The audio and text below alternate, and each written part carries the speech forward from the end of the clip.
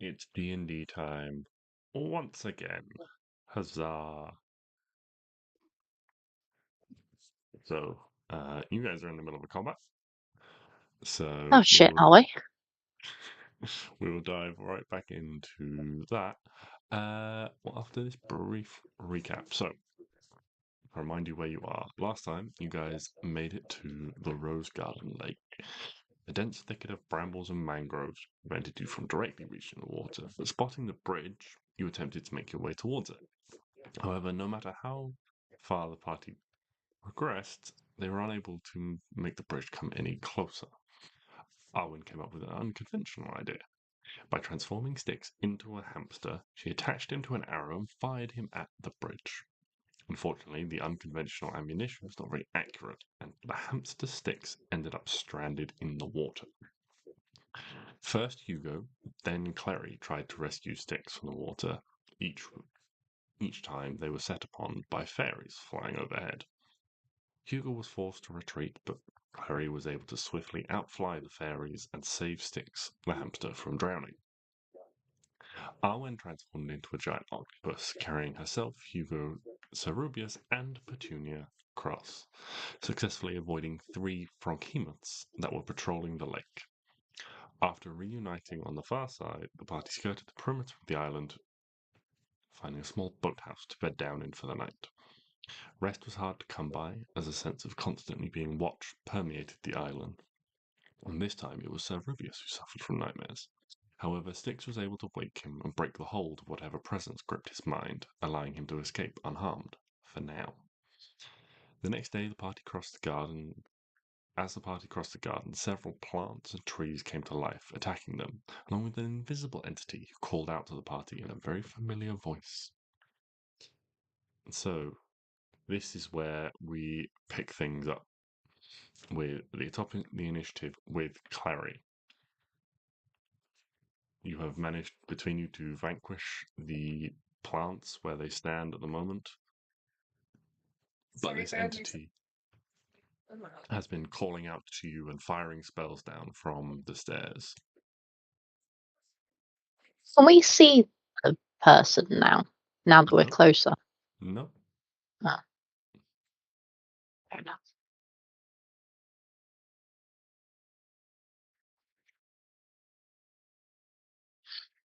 We're having technical issues.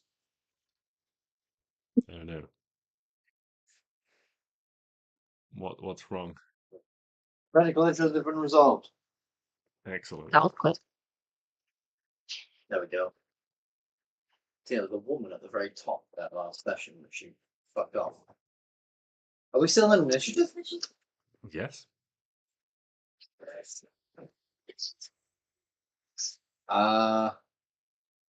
Good turn. I'm just holding it for I guess. In case someone appears. Okay. Holding your action, waiting for a sign or something. His voice once again ringing out. Just calls out like, I warned you you'd find nothing but death here. The Rose Prince is no more. His lands are now ours. I don't know what you hope to achieve by coming here. Be gone. And in the air, almost silhouetting like a head, you can see 4 motes of light appear, each one coalescing into like almost like a hard diamond before they whiz through the air at all of you. Well, actually, just at one of you. Arwen. These 4 motes of light just come streaking down in your direction, and you take. Well, that was 3 ones, so you take 11 damage as the 4 of them hit you. What damage is it? It is force damage. As magic missiles strike into you. At the same time, a number of plants surrounding you begin to wiggle and move again.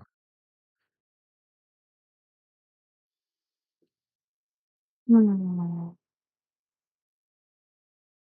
You damn wiggly plant. A couple of larger trees and 3 smaller bushes begin to start moving. You're holding your action. Clary, your held action would go off at whichever target you would like.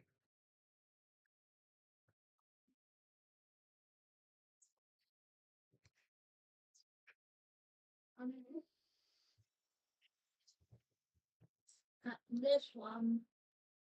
At the green one. Sure. Roll to hit. Sure.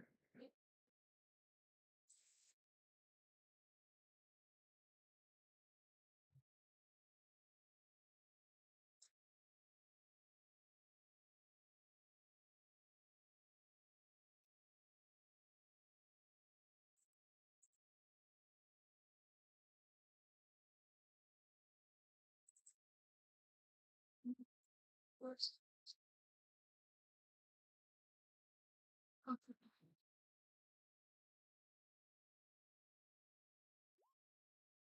Yes, a 21 will certainly hit a tree.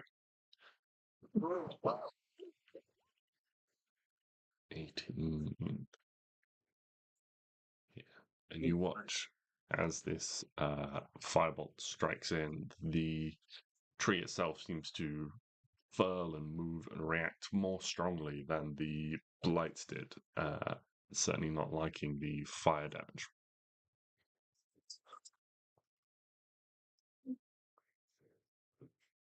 Perhaps.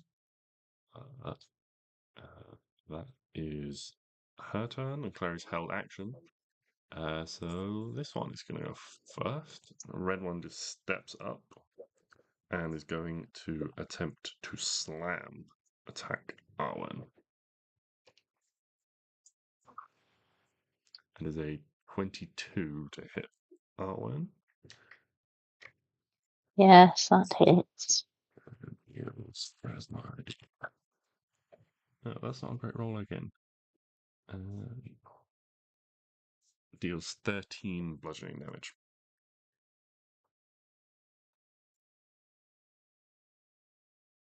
And then it is your turn, Arwen. The like sort of yawning creaking of tree limbs as it slams down.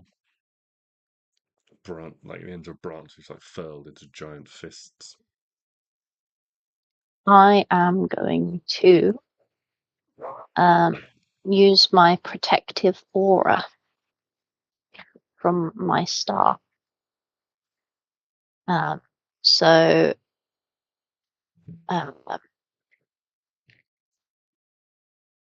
there's bright light for a 60-foot radius and dim light for an additional 60 feet. While in the bright light, you and any other creature that is friendly to you gain +1 bonus to AC and saving throws, and can sense the location of any invisible hostile creature that is also in the bright light Oh. Okay. for 10 Which minutes. staff is this? Protection. Okay. Do you have to? Is that an activation thing, or do you have to like plant it in a? Does it move Put with it you? on the floor. You just put it so it's currently where you are now. Mhm. Okay. So almost as if they become partially translucent. They're not fully visible, but in this space here, you can see that there is like an outline, almost like a misty, ghostly silhouette of the person, allowing them to be perfectly visible to you once more.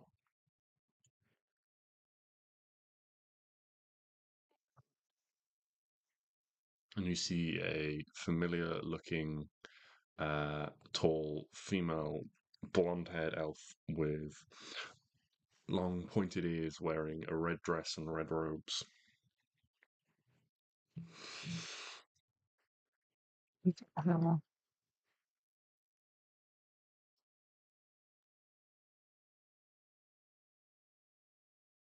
it the lady?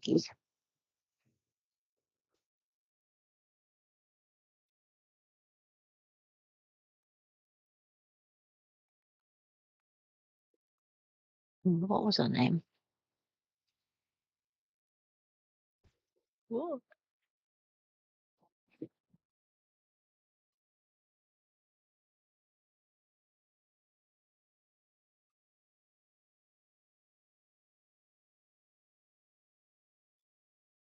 I don't even know what her name was. I didn't write it down. Is it a face we recognize? Yes, it is. Yeah, it's the person we know. It's that girl. What was her name? The bitch that was like in the woods.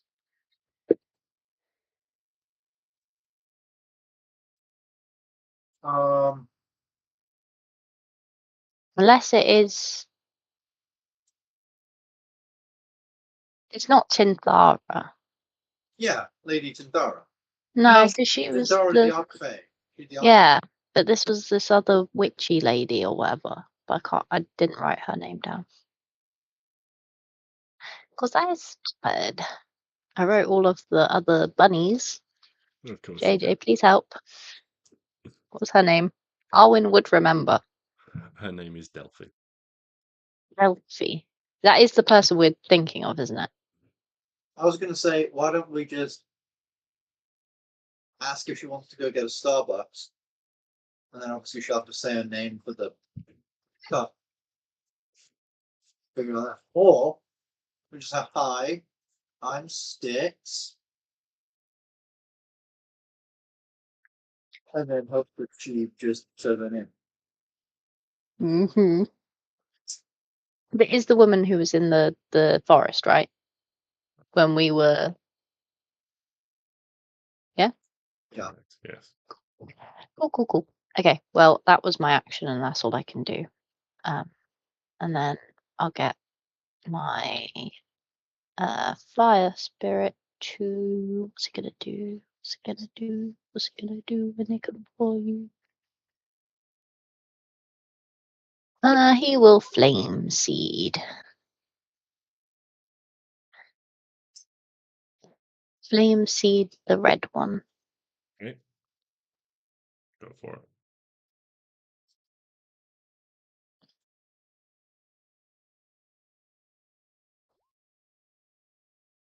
What? Oh! Good job, little buddy.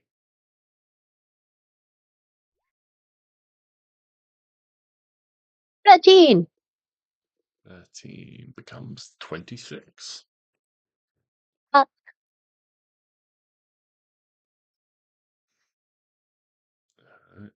One. In response, it is the blue one's turns. So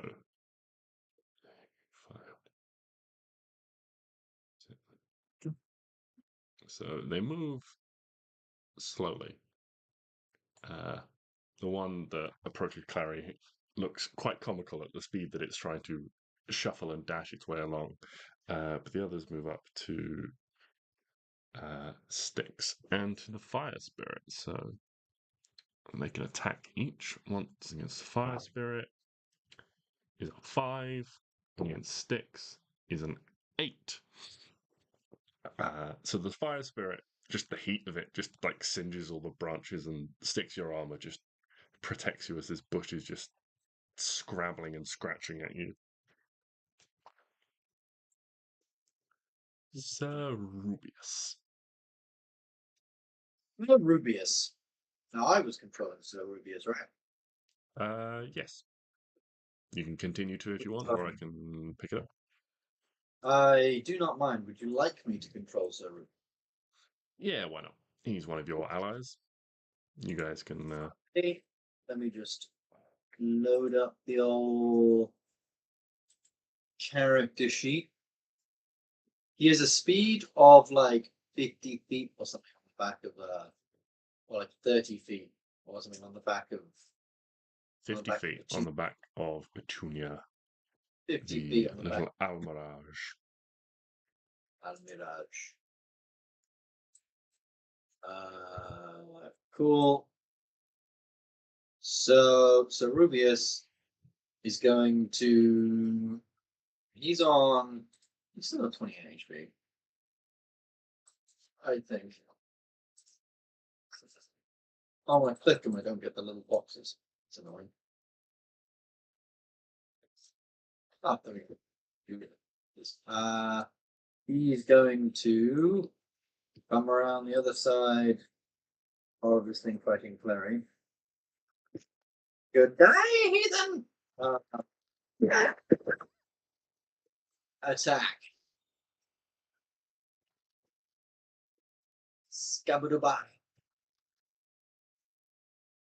Here's advantage. 18. 18 does hit.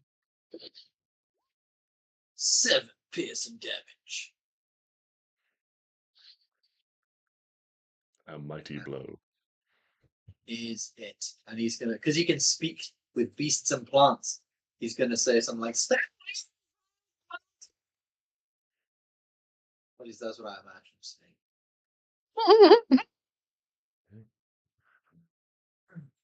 Alright. Well, They used to call me the weed whacker. Used to. Do they not anymore? Nah, he grew out of it. with that in mind. Oh, he's like It's slicing. three. The green one is going to dash up to Arwen as well, start menacing it. You can see as it approaches you, Arwen, it's got this massive, like, burned section that's, like, smouldering and smoke is coming off it from where Klari hit it with the firebolt, but as this tree, like, tries to rush towards you, but it's too slow to make it there without a dash. So we go to Hugo, followed by Stix. Right. Hugo is going to bonus action help Stix. No. So Stix will get advantage. And then Hugo is going to attack the blue one. This blue one. Okay. And he gets plus 2d6 on his attack. Yes. Is that on the hit? That's to hit, isn't it? No, that's the damage.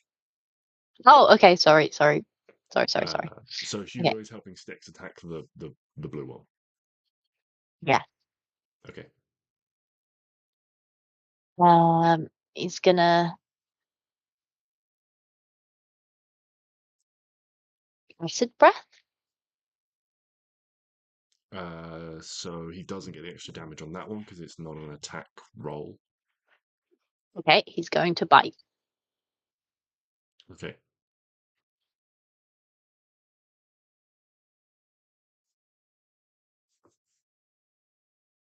But it's still rolling. Okay. No, because it's a saving throw made by the target.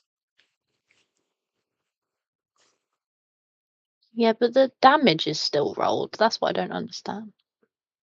It's Oh, in the we'll deal with wording it later. of it. So, Yeah, that's cool. Okay, I just chose claw instead. Sorry. an 11 will hit a small bush. Good. It's nice.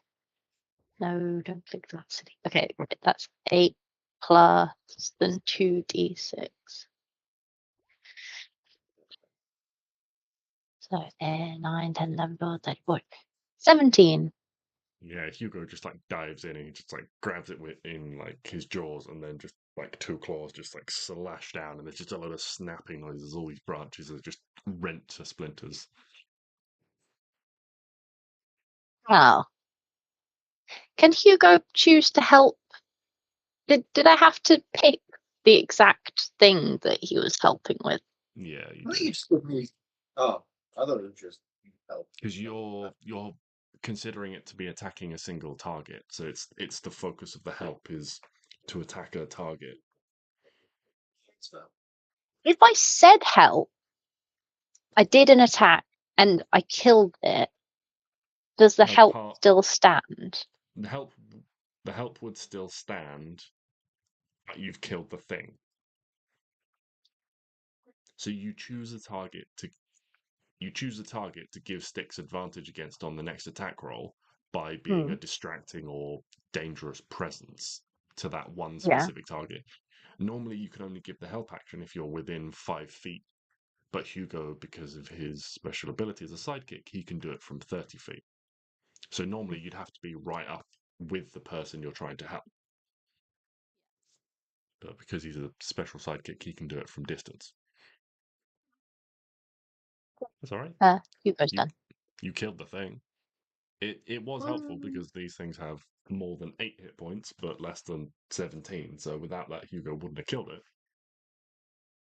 True. And I think unless That is Stix rolls a 1, he's not going to struggle to hit these things. But we'll find out. But I think he will just stay standing there because, yeah.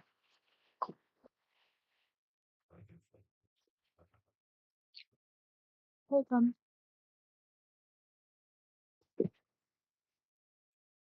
Stix. Stix is going to give a little nod to Hugo, being like, "Hey, thank you for help." Stix is going to run over. Here's the thing. Do I help Arwen or attack the Fairy? Or attack the what? The The Fairy. lady. Delphine. Or Delphi. Yeah. Delphine. Who the fuck's Delphine?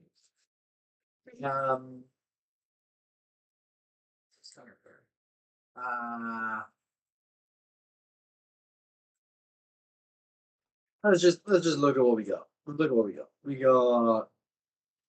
Oh, I could drop a load of ice on her head, which is very tempting. Or I could banish her, but I reckon she's quite good at charisma saves, and might have a legendary resistance or two. I'm not sure.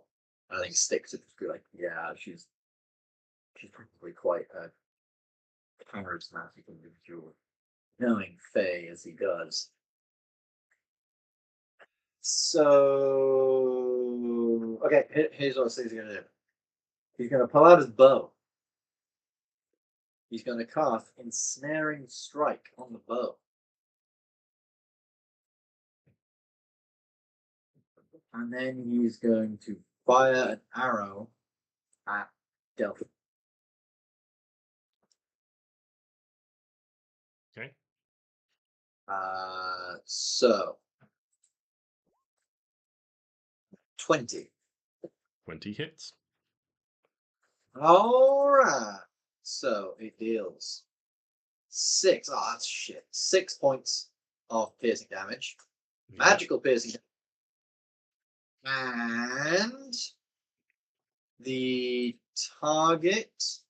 Next time you hit a creature with a weapon attack before the spell ends, a writhing mass of thorny vines appears at the point of impact, and the target must succeed on a strength saving throw or be restrained by the magical vines until the spell ends. A larger creature has advantage saving throw if the target succeeds on the save, the vines shrivel away, or restrained by the spell, the target takes 1d6 piercing damage at the start of each of its turns. Creature restrained by the vine or one that can touch, the creature can use that action to make a strength check against your spell save DC. On success, the target's free. So, the strength saving throw. That is a 19. Oh! Oh! You wait. I'll get silvery barbs. I'll do it, JJ. Don't think I won't. I'm actually very, I'm quite tempted. That'd be really funny. And then my second attack, I'm gonna pull out the bow, and then I'm gonna I'm gonna shoot the thingy in front of Owen. Give her a hand. Distribute some damage here. 19. 19 hits. That is 4. Fuck, that one helps. There's 4 points of damage to the green thingy. The green one. I just need to check something because Okay. Well, unlike with the firebolt, you watch this arrow strike, and rather than seem to, this tree reacts less strongly to being hit with an arrow. You get the sense that it is resistant to arrows. it's fine. I'm a level 15 paladin that dealt 2 damage to a tree. I'm Our free. hero. Powerful. But that brings us to, unless there's anything else, Stix, the top of the round, and Klari again. Oh, actually, yes. I'm just going to move here so I can get some advantage. Done. Okay.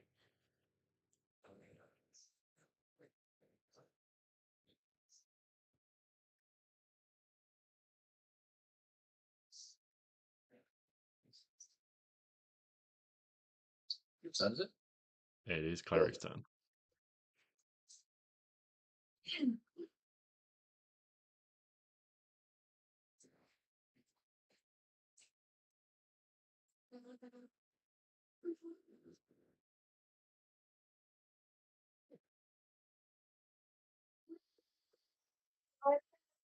Advantage from the power. Yes, you do.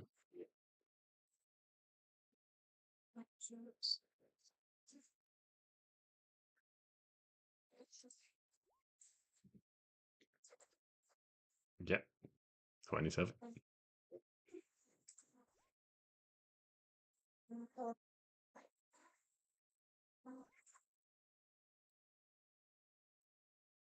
Sneak attack.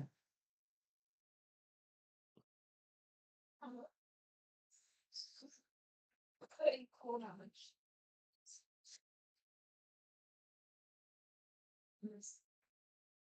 I just realized I've been drawing on the wrong one. It's like you drawing. No, that's not me doing stuff. No one pay attention to what I've been doing. But yes, I was wondering why I was going into a box.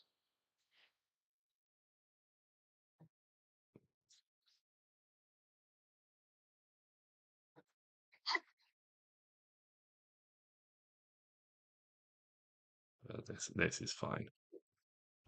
Anything else on your turn, Clary, as you neatly just stab in and this bush falls lifeless at your feet, becoming an inanimate bush once more.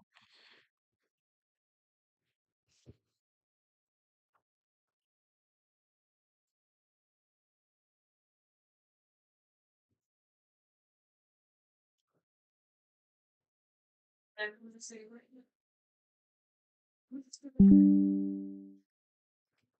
Yeah, sorry, I was trying to count squares and the drawing was helping, but I didn't mean to draw it in front of all of you.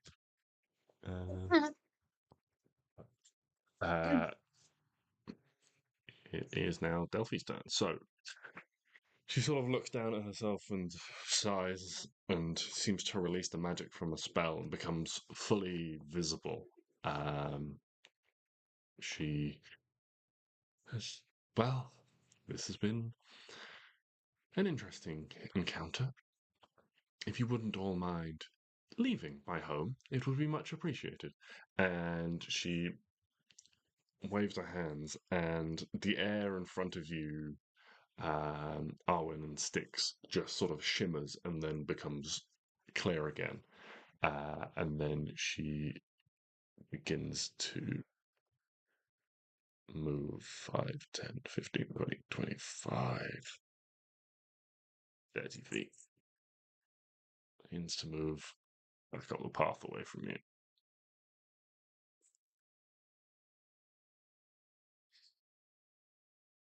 What's shimmering? Is it still shimmering? The air in front of you briefly shimmered and then seemed to turn normal once again. Oh, she's doing some magic shit.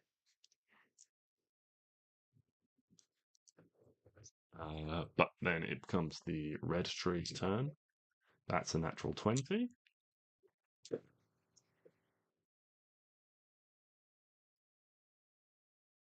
Arwen, you take 25 bludgeoning damage from this tree as it slams you with its big wooden fist, creaking and groaning of wood as it does so. And then it is your turn. Oh, I had plan and now I've forgotten plan. That's good, isn't it?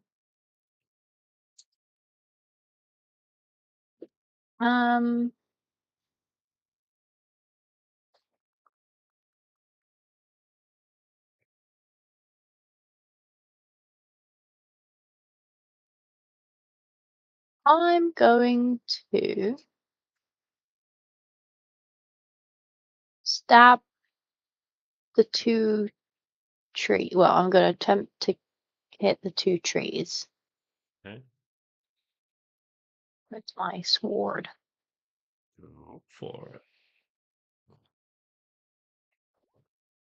An 18 hits a tree.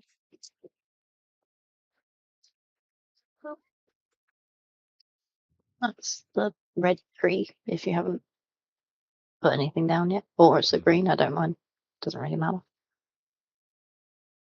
And then there's the other one. Yeah, 18 hits.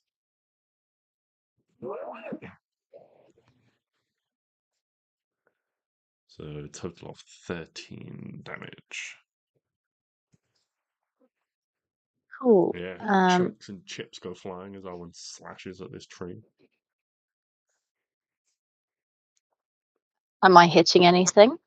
As you walk forwards, yes, you get to hear Arwen, and then you bump into an invisible barrier. Okay, what if I go here? You can stand there, fine. Yeah? You bump into an invisible barrier. Can I stand here though? No. You are stopped from moving in this space. Okay. Also, the red tree will get an attack of opportunity on you if you move there. No, I whacked him. Yes, you have the mobile feet. I whacked both trees, so no one can hit me. What if I go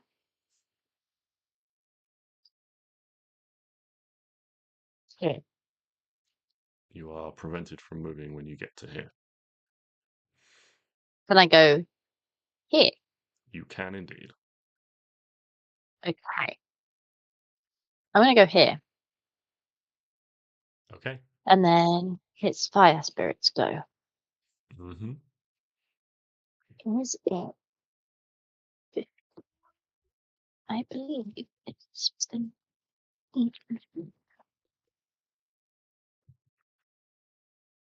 no, what didn't I do? Okay.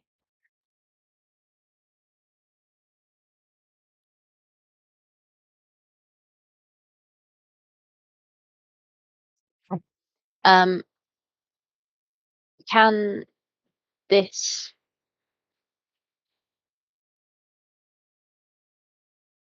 actually? Can I go back on something I said? Yeah. Okay, I'm not gonna move. I've decided against it. Okay. Spirit's gonna Arwen come runs into around the same. banging off invisible walls and goes to the same space. Yeah, basically. I just wanted to be a human pinball machine. Boy, boy. Fire spirit comes into my space, Okay. and we fiery teleport. Okay. A natural 20 and a natural 1 on the saving throws. I don't need to make the saving throw, do I? No, you're not within 5 feet. You're fine.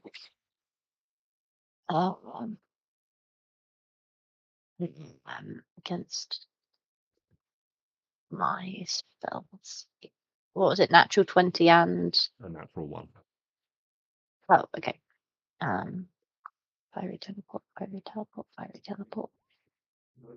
The one that got 1 gets 7. And the other one. Wait, is that plus?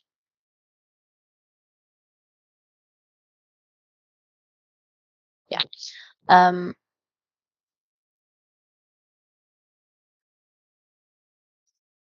No, yeah. So it's just 7 damage to the 1/1. Okay. All right. And then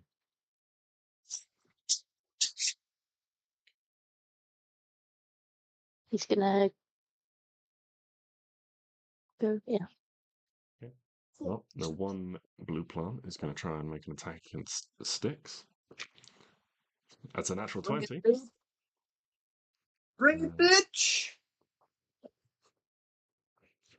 Bring it, bitch. You just a bunch of fucking twigs. You'll be delighted to know that their modifier is -1. So 6 minus 1 is 5. You take 5 slashing damage as a bush turns into a blender against your legs. Oh no! It's like the Christmas trees from Doctor Who, just except far less deadly. Wait, do you automatically take damage? Was On that not a natural- saving? It rolled a natural 20. Oh, sorry. What's Stix's thingy? Natural 20 always hits regardless of AC. What was it? Yeah. Natural 1 always misses. To answer your question, my AC is 23.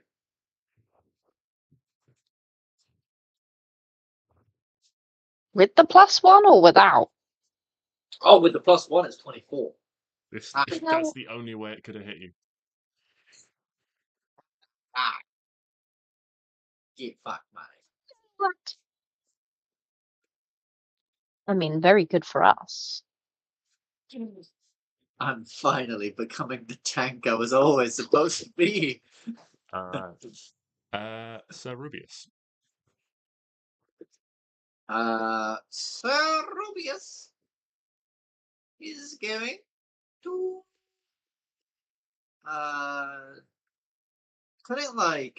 can the Almirage, right? The Almirage is gonna leap up onto this like mantle bit here.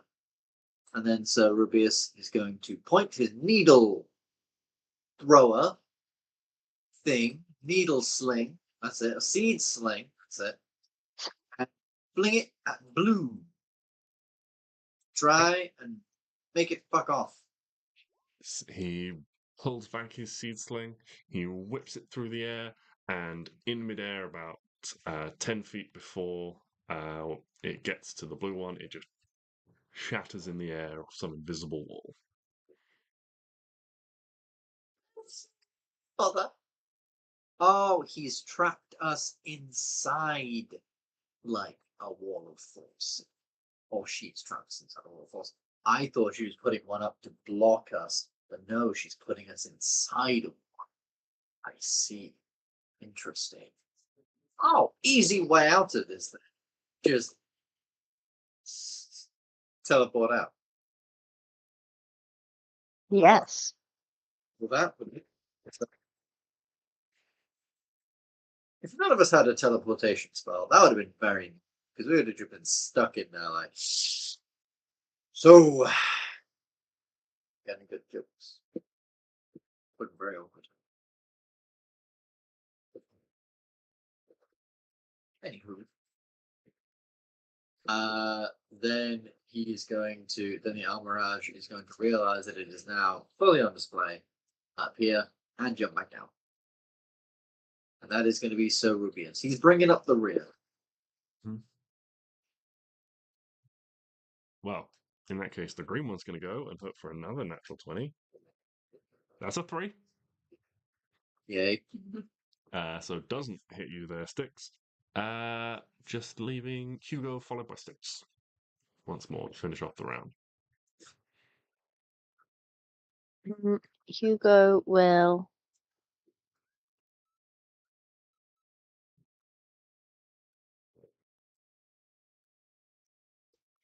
He will. He will. He will. He will. He will. Hugo gets to here and is stopped by an invisible wall. Oh, what? An invisible wall.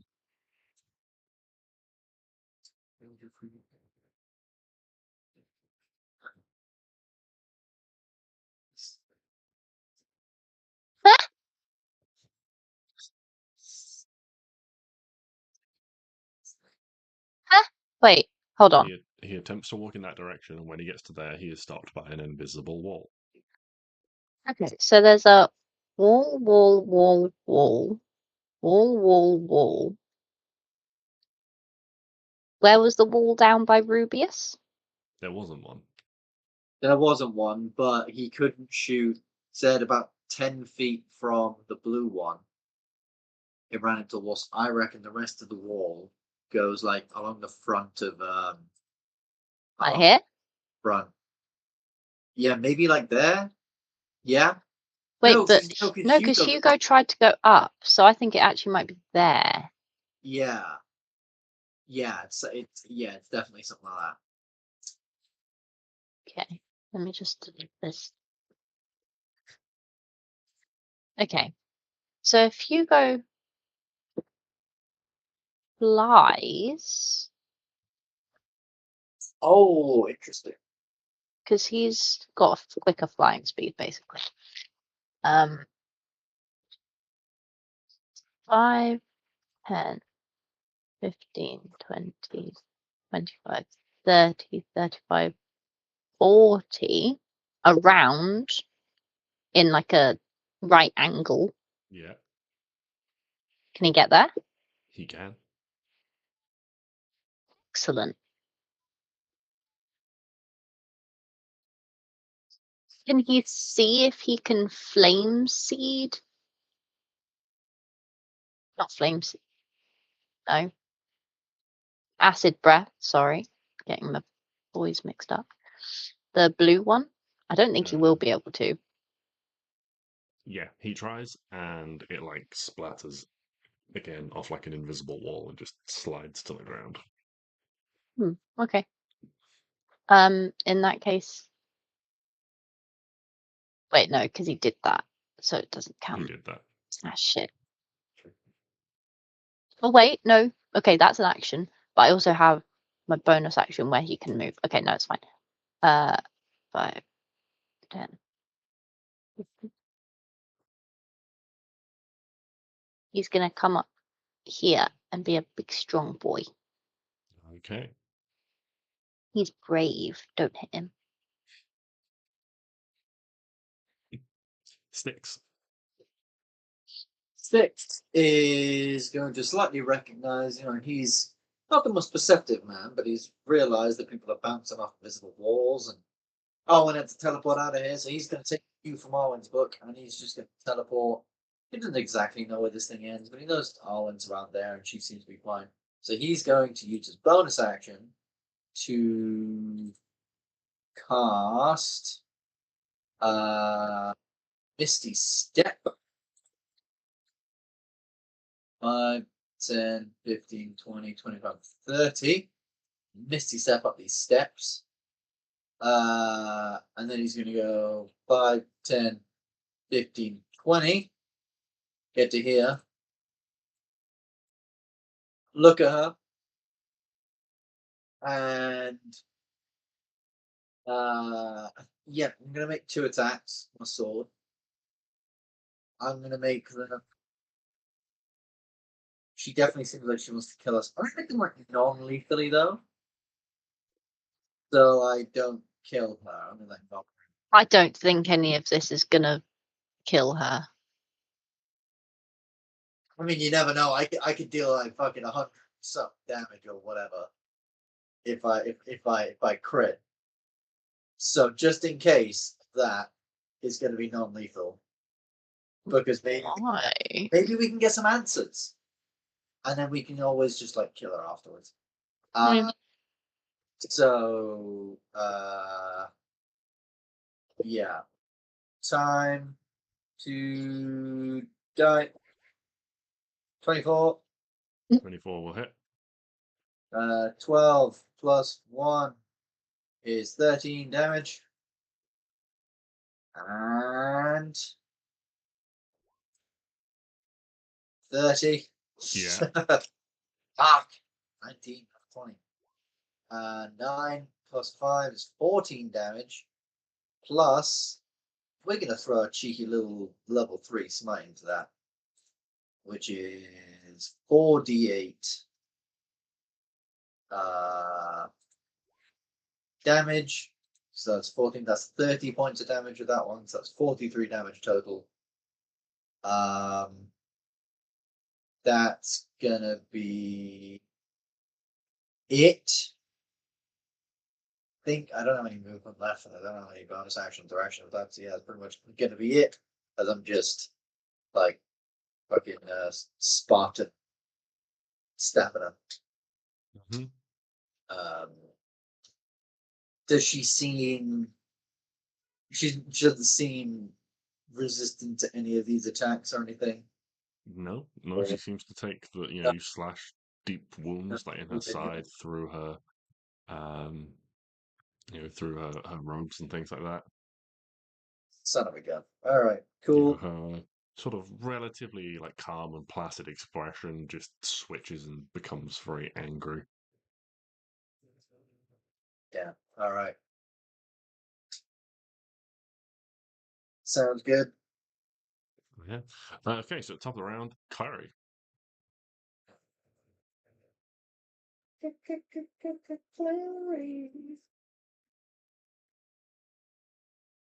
I know.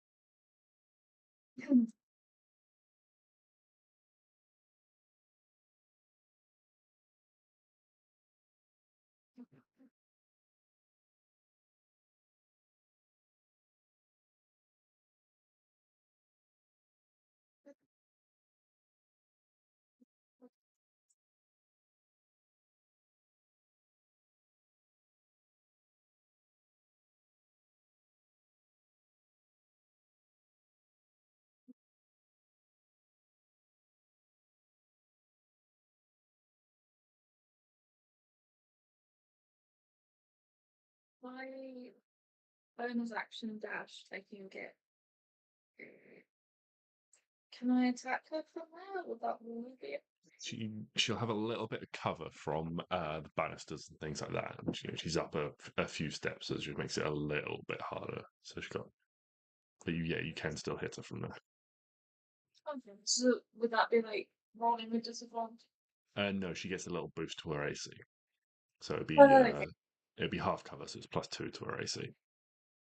It's probably.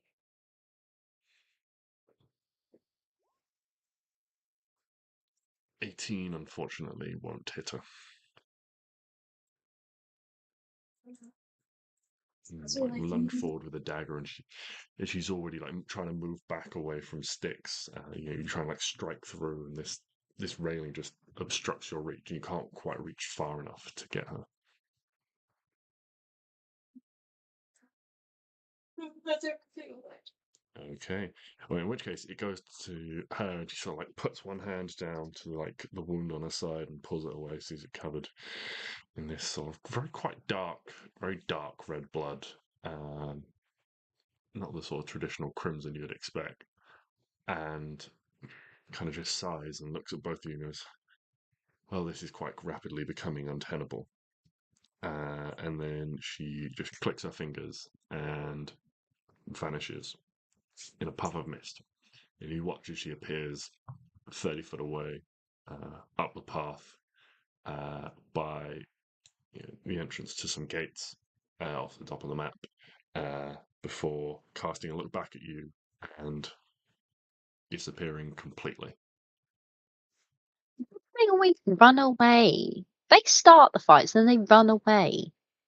Because they're Pussies. just sad.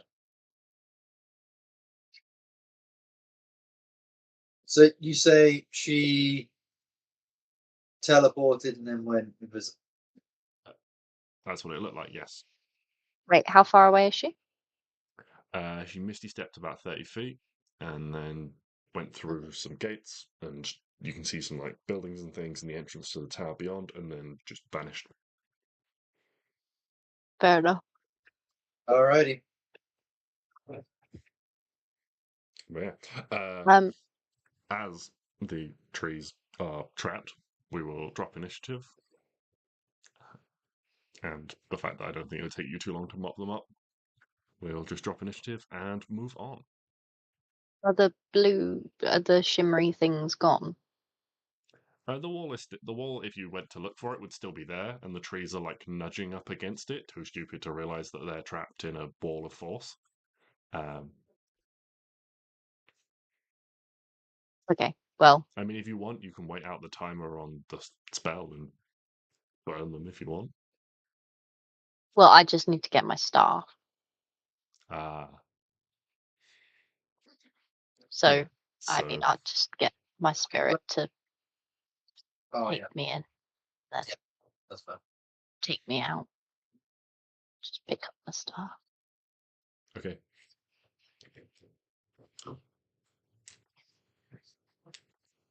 They all miss. Excellent. I mean, and do I just kill them all? Are they all dead now? If you want to actually fight them, No, I'm just gonna leave. okay. Bye. Yeah, I mean they'd probably all take a bit of fire damage from the wildfire spirit teleporting out, and they probably would all burn from that. Oh, excellent. Yeah, so you guys can all exit, and you find yourselves Big bone. at the top of a very different set of stairs, leading you through a gateway into a courtyard. Is the green bit grass? The green bit is just sort of garden and grass and things like that. Yeah, you can see this was once a courtyard that is very overgrown. Now, weeds and plants have like gone up through the flagstones and things. You can see sort of around the edges of the buildings there were little flower beds and things like that, maybe sort of like nice climbing vines and stuff like that. But now they've just gone completely wild and just sort of covering some of the various buildings, and certainly the ones that run up the tower is almost like look like they're strangling the tower as they reach up and cover the walls there. Ooh.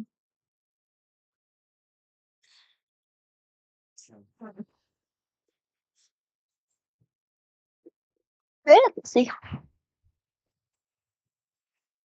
Bit of fancy. I'm just going to throw Sir Rubius's token down to just indicate where you are as a group.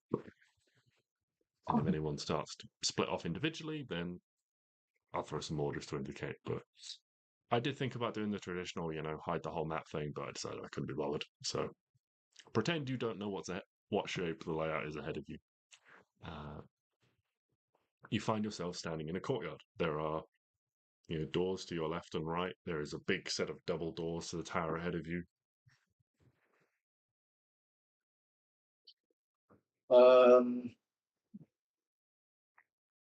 I guess head rush for the double doors, I suppose. Okay. Unless, can we make a check to determine if there's anything near us? These room, the rooms on the side. That's like a building, right? That's like building. Yes.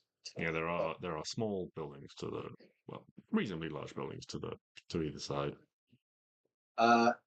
Can I make a check? Can I call out does anyone see where she might have gone?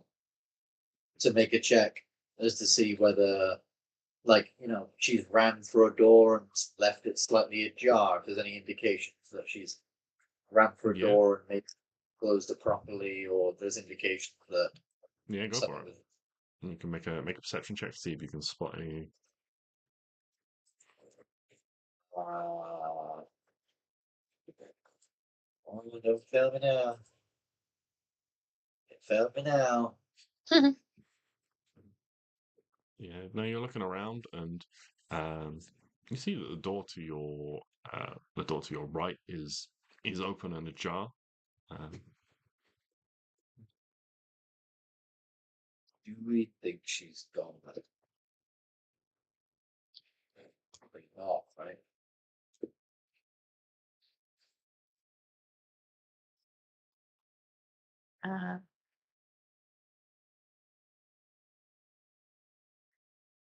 Uh, where would you like to go? just a quick question.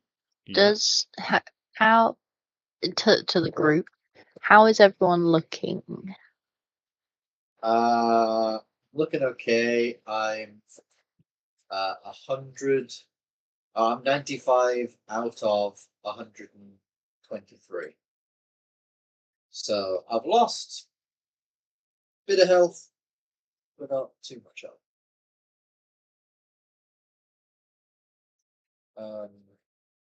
Where are you? Oh, you're fine. A 70 out of 87. So not too bad. JJ, why were you targeting me? because you were in the Lord. front and you were the closest.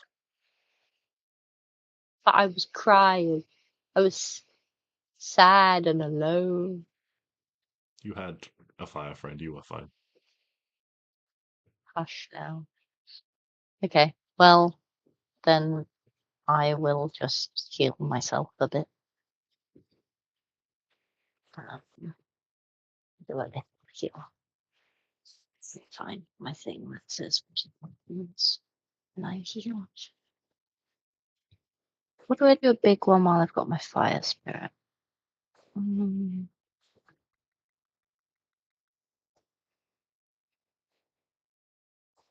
The Spire Spirit gives you the extra D8, so Yeah. There. Use your action to hit die creature with the. Well, that's just. Oh, it's not very.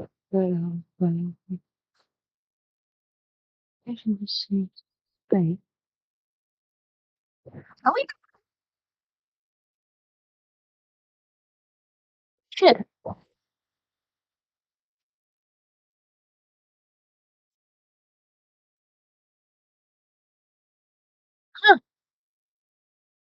what are you doing, Owen? Sorry, I was reading. I'm gonna I'll just cure my wounds. Probably. God, the ball. Do I have anything else? I mean, I have mass cure wounds, but I think that's a bit OTT. Does everyone want a bit of healing, or I mean, I could use it. I'm missing 20, but it's not. I'm fuck it, let's. not desperate for it. What about Rubius? Yeah, Rubius and is fine. Petunia are fine. He's been sat back, being very knowledgeable, knowing his limits. Oh, Hugo needs it too. No, I'm just gonna do mass. Basically, I don't want the NPC to die. I have said they'll make death saving throws. Even 10. or 10. Right, plus the D8. 2, 2, 3 plus 3. But thank you. Thank you. 18. That's shit, but it's fine. Right.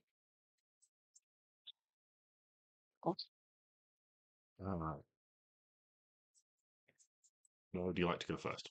Left, left, right, other right, straight ahead. Right. I don't know.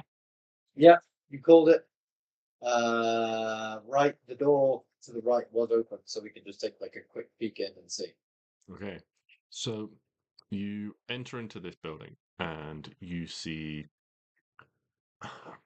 racks covering walls, barrels covering the floor, Uh, old bits of armor stands, things like that show rusted and dinted armor. As you enter, a slow scraping sound reaches all of your ears, and looking over into one corner, you see a hunched and bent and wizened figure just continually just polishing a wiping their hand over an armor set. As you get closer, you can see there is one smoothly polished, burnished bit. And looking at them, you can just see this person's just intent on their task, just continually polishing this singular, burnished, sort of 10-inch section on this breastplate.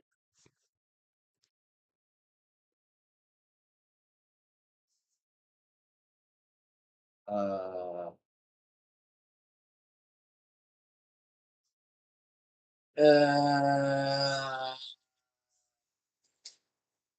this figure, do they look like human, elf, bunny This person? one looks elven. They look very old, hunched, bent over their work,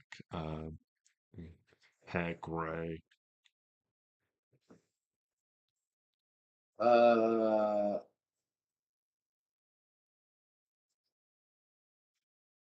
I mean, can we just try and talk to him? yeah. I was debating whether we try and talk to him or whether we just go, but yeah, I think it might be worth it. Just say, hello? No reaction. Poke him. Stix, poke him. I will go up to him and just place my hand gently on his shoulder. Like, hello? No reaction. Sticks, now that you move closer, you can see a ghastly sight on the hand. The hand itself, presumably when they started, they were polishing with some kind of cloth. And now you realize that the scraping noise is they have been polishing this thing for so long that whatever rag they were holding, whatever skin was on their hand, has been worn away, and there is just bone scraping metal across the palm of their hand. Oh, Ow. oh.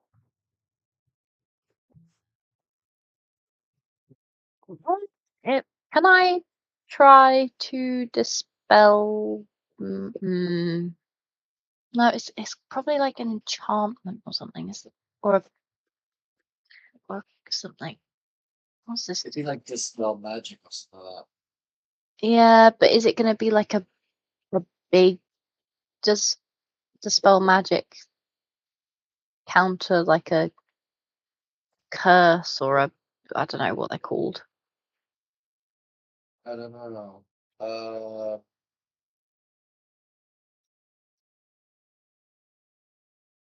Yeah, maybe it's like remove curse, but I don't have that. And I feel like if we take out these people, then this spell might end anyway. So, might not matter too much. Well, that would imply that it's like a concentration thing. Maybe it's just like magic that just like inherently doing. I don't know. Can I make some kind of arcana check to try and determine sort of what's going on with this guy? Yeah, you certainly can.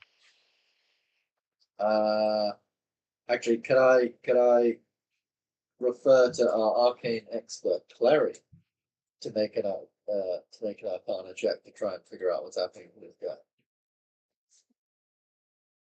You're like proficient in it, right? Yeah, you got a +10. You can't a +13. You can't roll below a 23. I would say that's pretty expert.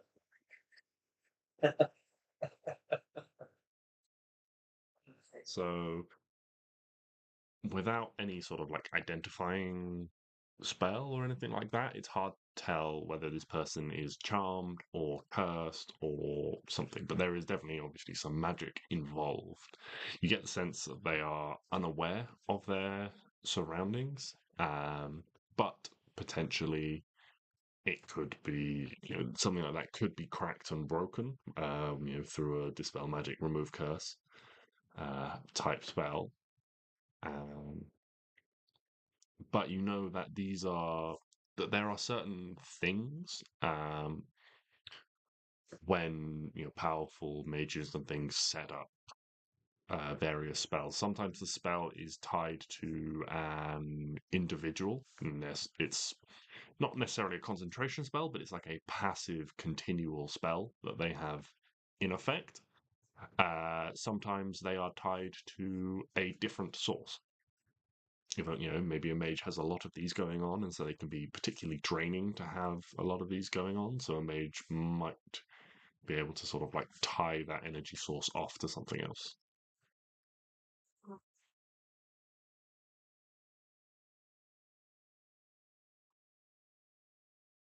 Okay. So there's a source of magic somewhere. Feel like destroying that, yeah, might. Whether that source of magic is them or whether it's some other object, maybe destroying that is probably the best. Rather than, because we could be here for like ages casting dispel magic and using up all our spells. And as much as I want to help this guy, I feel like the best help we can maybe give him is. Killing him. I mean, I was gonna say killing them and destroying whatever source of magic is keeping this enchantment going, but Yes, that's what I meant. Mm-hmm.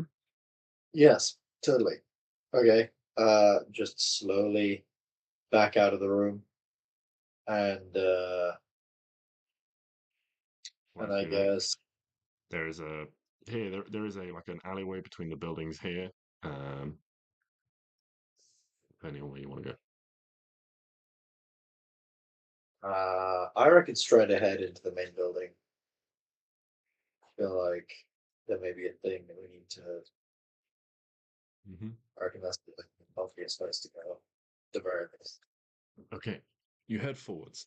You find the doors are unlocked, but incredibly difficult to open. The large quantities of like plants and things that grow open, you have to spend a bit of time sort of clearing them away to give you proper access to the doors.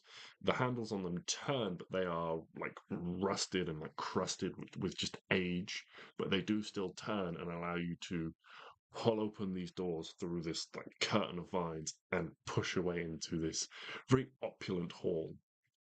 Um, the inside is the same color as the outside, made from this light pink marble stone, and you can see the base of the stairs starts here and then just like spirals around and up, continues going up about half a turn, or you can see that there is a door to your left, door to your right leading out. There is also a door here and here that seems to lead out somewhere.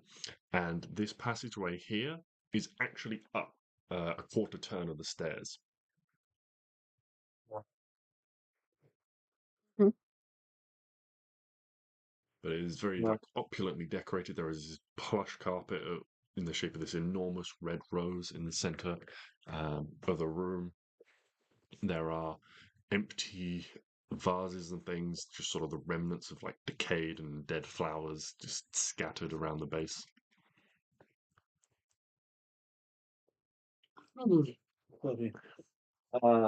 It's quite dark. It's still reasonably early in the day, but you can see the windows and things are dirty, covered in like how greenhouse windows end up with just that like green dirt on them over time. They're just sort of like dirty and mossy and letting in very little light. Yeah.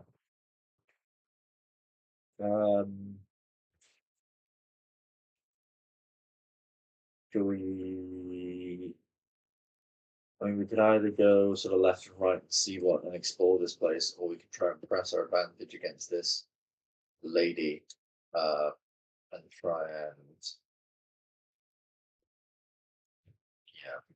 push her way on. So before you decide where you're going next, how is everyone moving through here? Are you moving quite quickly, quite brazenly, or are you moving more slowly and cautiously? I feel like they know we're here. No point trying to stop. Yeah. I mean, cautiously in terms of like, Stix knows that Fae can be quite tricky, and therefore there might be traps, but not. I wouldn't say be stealthily. Like as quick as we can, still keeping an eye out for traps and things. Okay.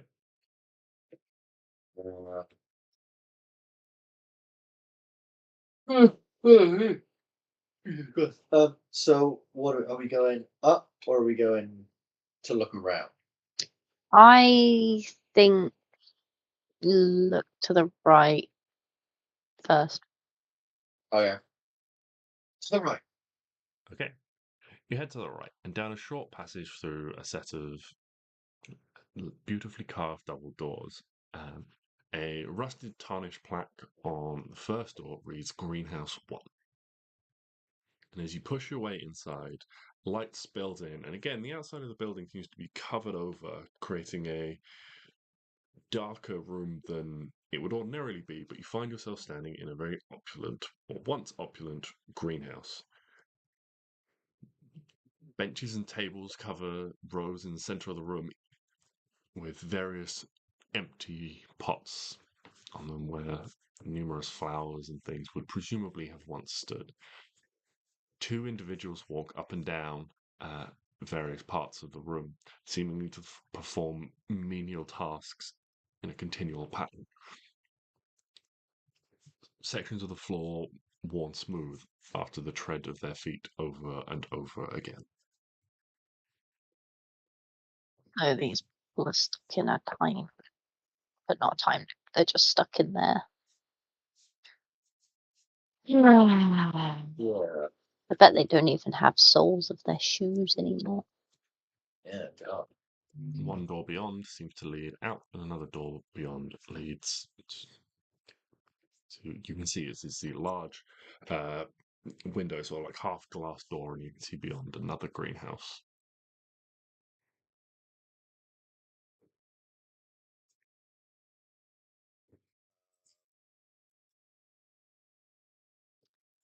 Oh.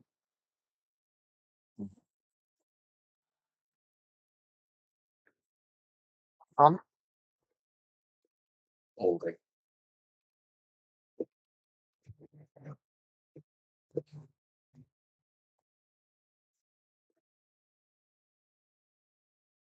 Okay. I'm gonna cast detect magic because I didn't realize I could do it until this very second. Okay. Yeah, you cast Detect Magic, and there is a distinctly magical aura permeating the two individuals. They seem to have some sort of spell on them. Reveals to be an enchantment spell. Also, there are a set of 3 pots at one end of the room that are magical as well. They are empty and barren, but they are 3 plant pots. What magic are they?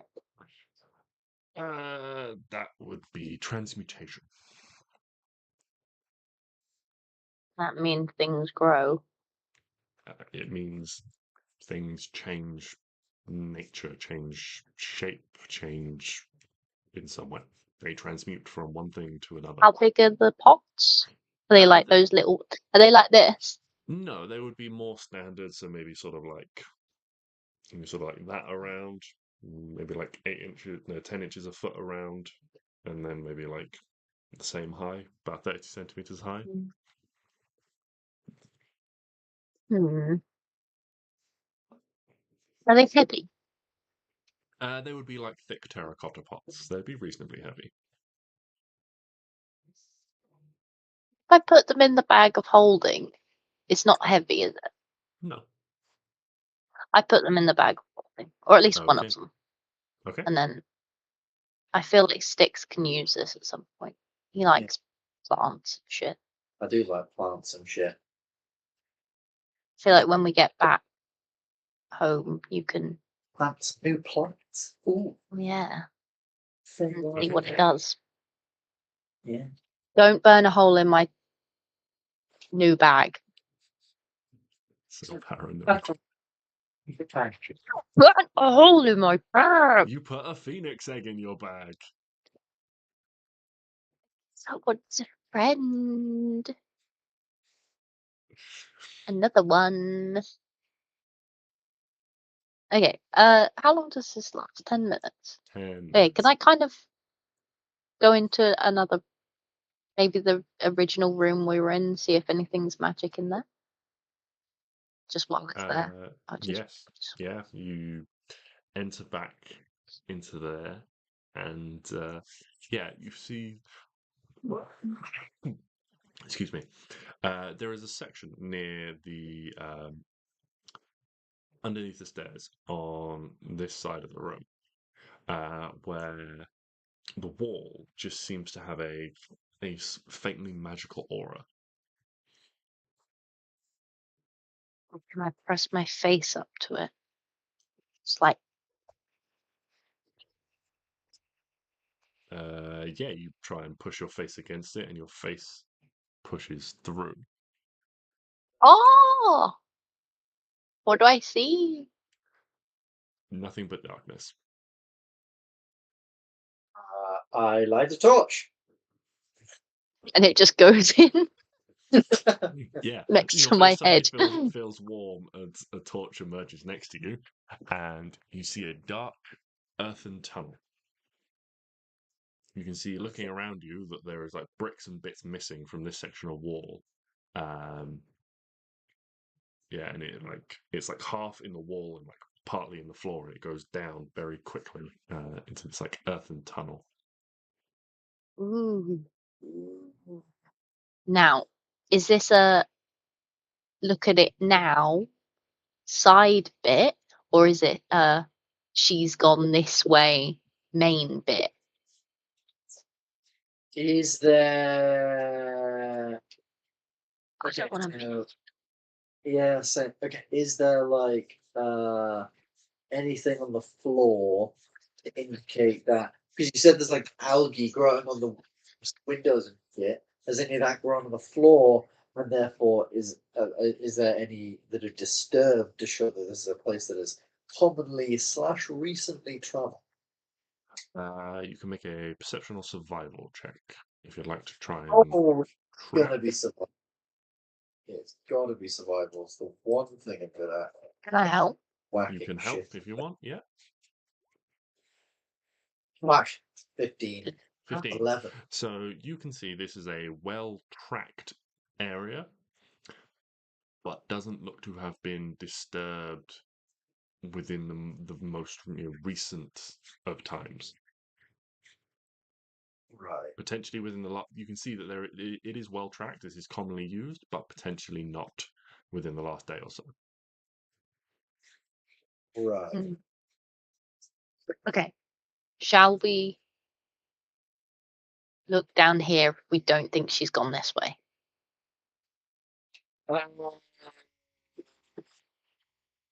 Or is this just a secret exit? I think this could be like a secret exit. You know, it's like a tunnel that goes beneath the Okay. water. Maybe it's like was used by the prince way back when to like it's like a secret exit. We'll keep it in mind, but certainly Yeah. if We know like the exact position. It's not like a small gap, is it? No, it's a large opening. Okay, that's all right then. So it's not like we need to know the exact bit, otherwise we're gonna splat our face on the wall. That's fine then. We'll just leave it as it is. While you've got detect magic up, do we want to like just sprint through a couple of rooms and see if Yeah, absolutely. anything Okay, like where that? are you going next? Down the greenhouses. Let's go left now. into Okay. this. You head left into a large dining room. There is a huge table covered with just stacks of dirty plates, half filled with mouldering food and various bits and pieces. A couple of servants are moving in slow circles around the table, slowly picking up plates, moving them, putting them back down again. One of them has their sort of like their arm out and is holding a bottle and is just pouring it, repeatedly pouring an empty bottle as they move around the table.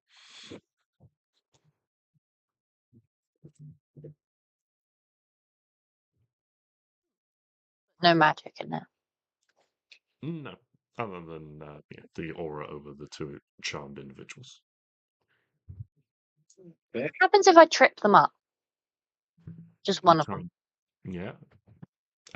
Yeah, you try and like trip one, and it's like foot catches and it like stumbles to the floor, and it basically just like lies on the floor, its feet walking in place, like lying on its side on the floor, just like miming, trying to pick up plates and things. Like if it was like a little, like if it was like a toy that like walk and you just knock it over, and it's like its feet just keep moving, so it starts just like Pretty much, shimming. yeah. Wait, hold on. Are they all circling the table? There's two of them. Yeah, one was circling the table, moving plates. The other one was circling, trying to pour drinks. I wait for the other one to come round and see if it trips up on the person that's on the floor. Roll a d20. I mean, it has to happen. Surely. That they successfully managed to avoid. It doesn't. It just looks like when you tripped the other person, they fell far enough out of the pathway. It's possible. I mean, if you want to knock them over, you can. No, it'd just be funny if they just fell on top of each other and they're just trying to walk, but they're on top of each other. One's like, another's,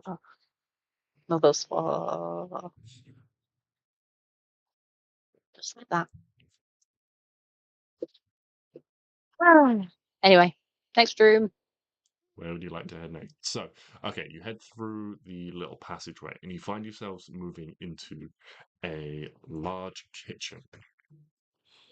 The kitchen itself is reasonably quiet. There is one individual in there moving around.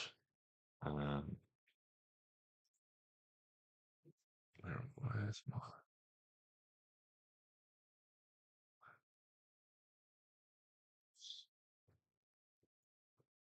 As you enter, you can see large stainless steel pots, pans, cutleries, cauldrons, and various things like that, all filthy and covered in dirt and grime. As you enter, the doors just swing shut behind the group of you and mold into the wall.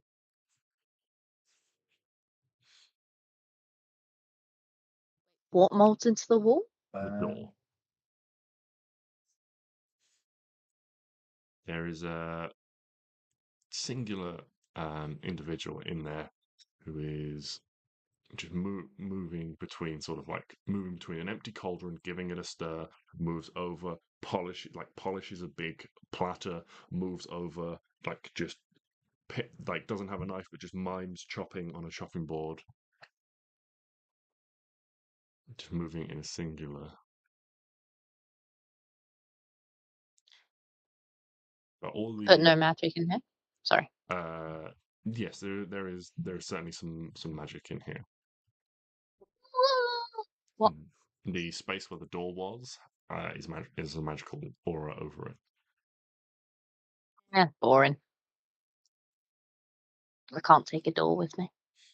Unless I can. No door. What magical aura is it? Is it like a illusion or charm? No, this would be transmutation again. Transmutation. Okay. Oh, so it has moved. So it's not okay. Can I try and open the door that isn't actually there. Yeah, it's just a section of wall now. You push on it and stuck. It's just wall. Back. So we're like trapped in here now. No, there's a door here. Yeah. Oh yeah. There's a door there, but we can't like get out the way we came in. No, Uh, fine. Doesn't really matter. There are Weird. all the doors have become solid as you go to each one in turn. Oh, fabulous. well, that's the problem. Okay. Quick perception check. Can I see anything around that's like, I don't know, activated or changed other than this? Other than, like has something switched on, has a lever been pulled, has anything like that happened? Yeah, make a perception check.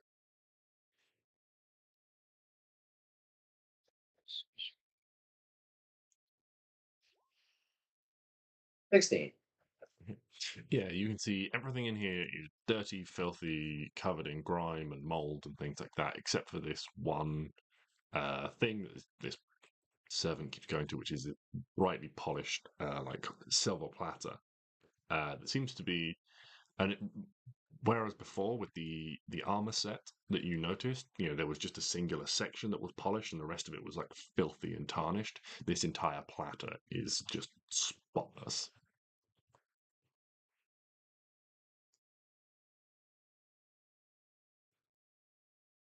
Whereas everything else is tarnished and filthy. The platter is spotless. Well, obviously it would be because he's cleaning it. He goes over and he gives it a rub, and then he goes back on, and then he gives it a rub. Can I look at Sir Rubius and Petunia? Have they got any magic on them? Yes. Well, They've not been Petunia's. enchanted. Sir Rubius has a aura of transmutation magic about him as well, because he is a magical Knew it. being. I fucking knew it. You see? Fucking prince. Oh my god. Such a little smile from JJ. Ooh. He is the prince. Petunia's not like been transformed, so she's just gonna be a little rabbit forever. Yeah, but maybe she was always just a little rabbit. Maybe she was always a little pet Like, owl. That what if she wasn't, and then he's gonna be all big, and then he's not gonna have his friend anymore? well, that's when she retires from being a war mount and starts becoming Friend.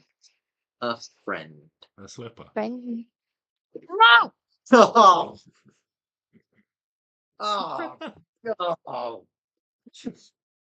For shame, sir. For shame. I couldn't resist. I was so visceral. Abby just picked up a squishmallow to hurl it at me through the camera. And then I realised that I would break my laptop, and it wasn't worth it. I'm sorry, I For couldn't shame. resist.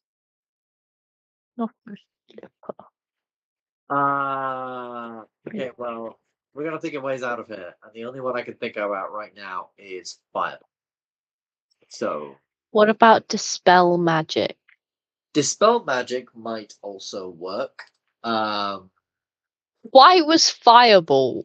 Who are you? Me? Yeah, but it's a Calm down. war, mate. Oh god, what's happened at Arwen for me to calm down? I think if that actually happens, Stix just sort of looks around like, guys, we need to leave the Feywild. This place is crazy. It's done things to us. Stix just pulls out his sword. What the fuck have you done? What have you done with Stix? What? Wait, have we switched bodies? Do you want shoes? Now that you mention it. This. Imagine that we just come up with the thing that we've switched bodies and you did like, you haven't. But this just hasn't happened.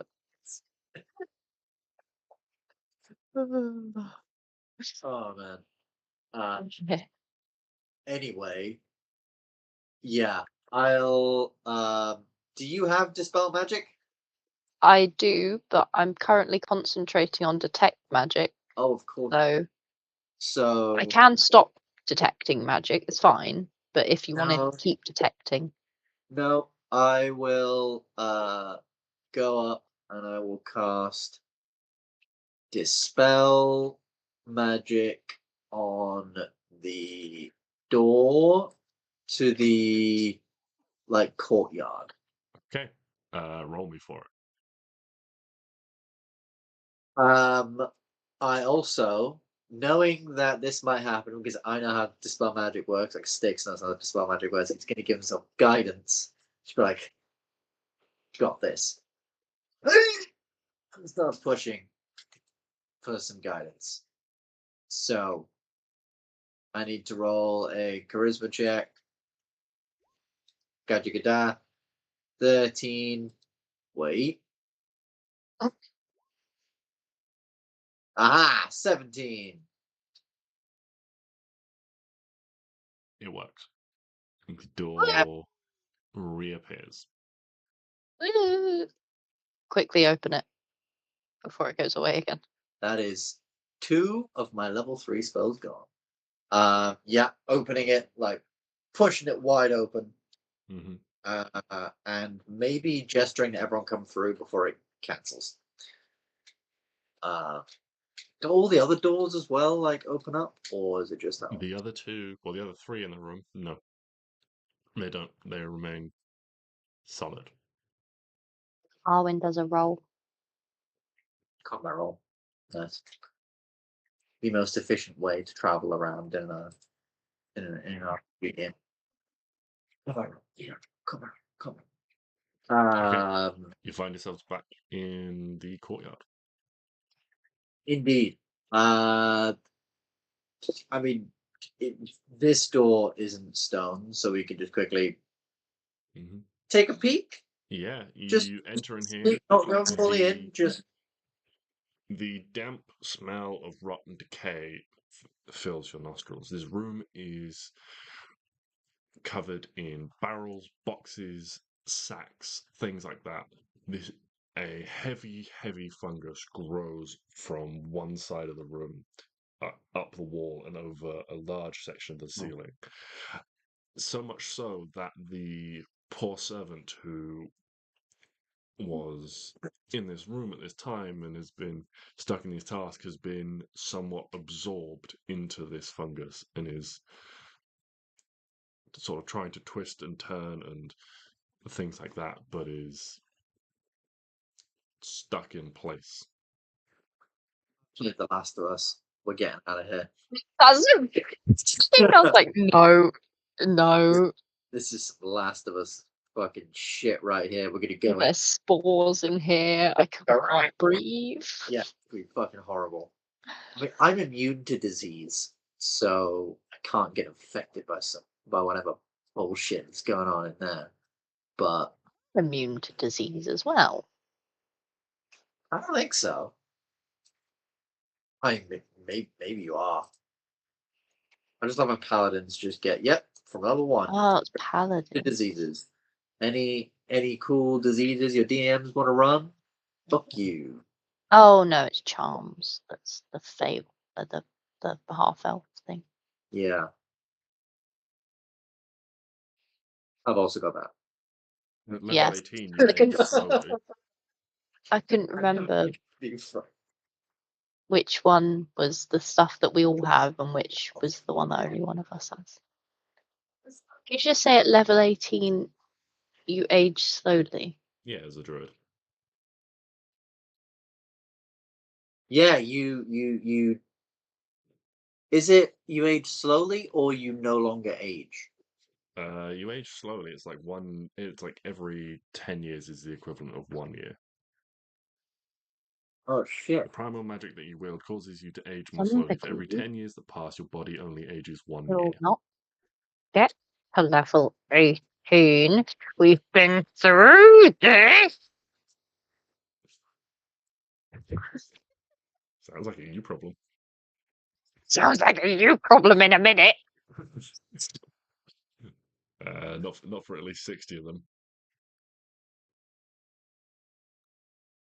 Point.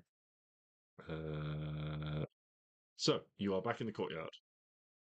All right, we've looked around. The only places we haven't looked are like the very far corner. The very far corner place, which if I was a video game, that would be where I would hide an annoying collectible. But Let's go. luckily, Roll. it isn't a video game. Oh. So I mean, maybe there's an annoying collectible over there. I don't know what collectible we need to get other than like It's a puzzle piece.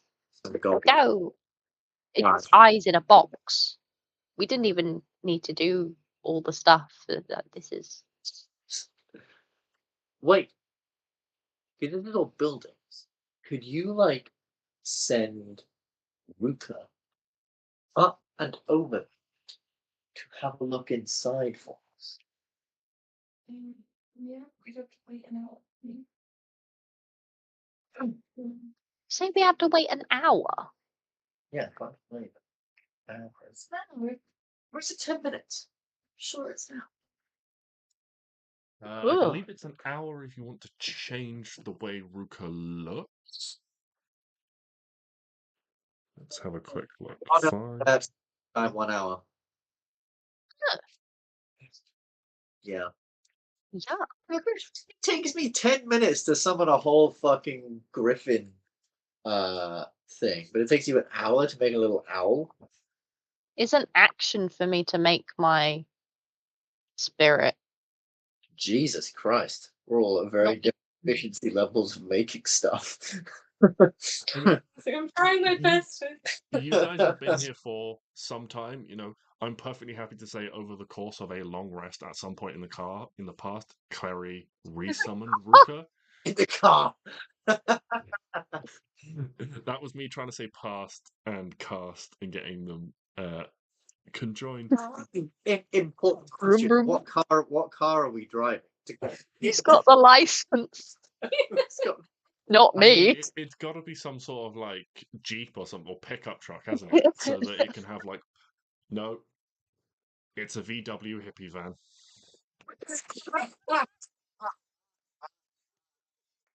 Yes. Oh my god, yes. Oh my god, it's Absolutely. It's a fucking Yeah. VW campaign. Saying from the drive here.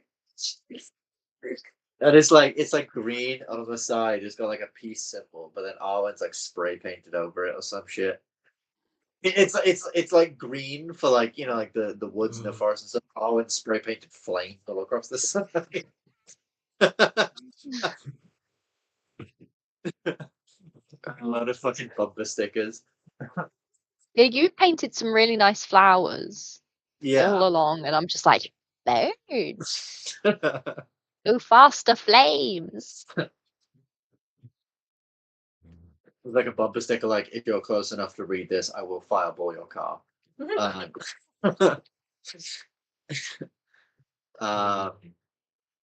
Anyway, moving on.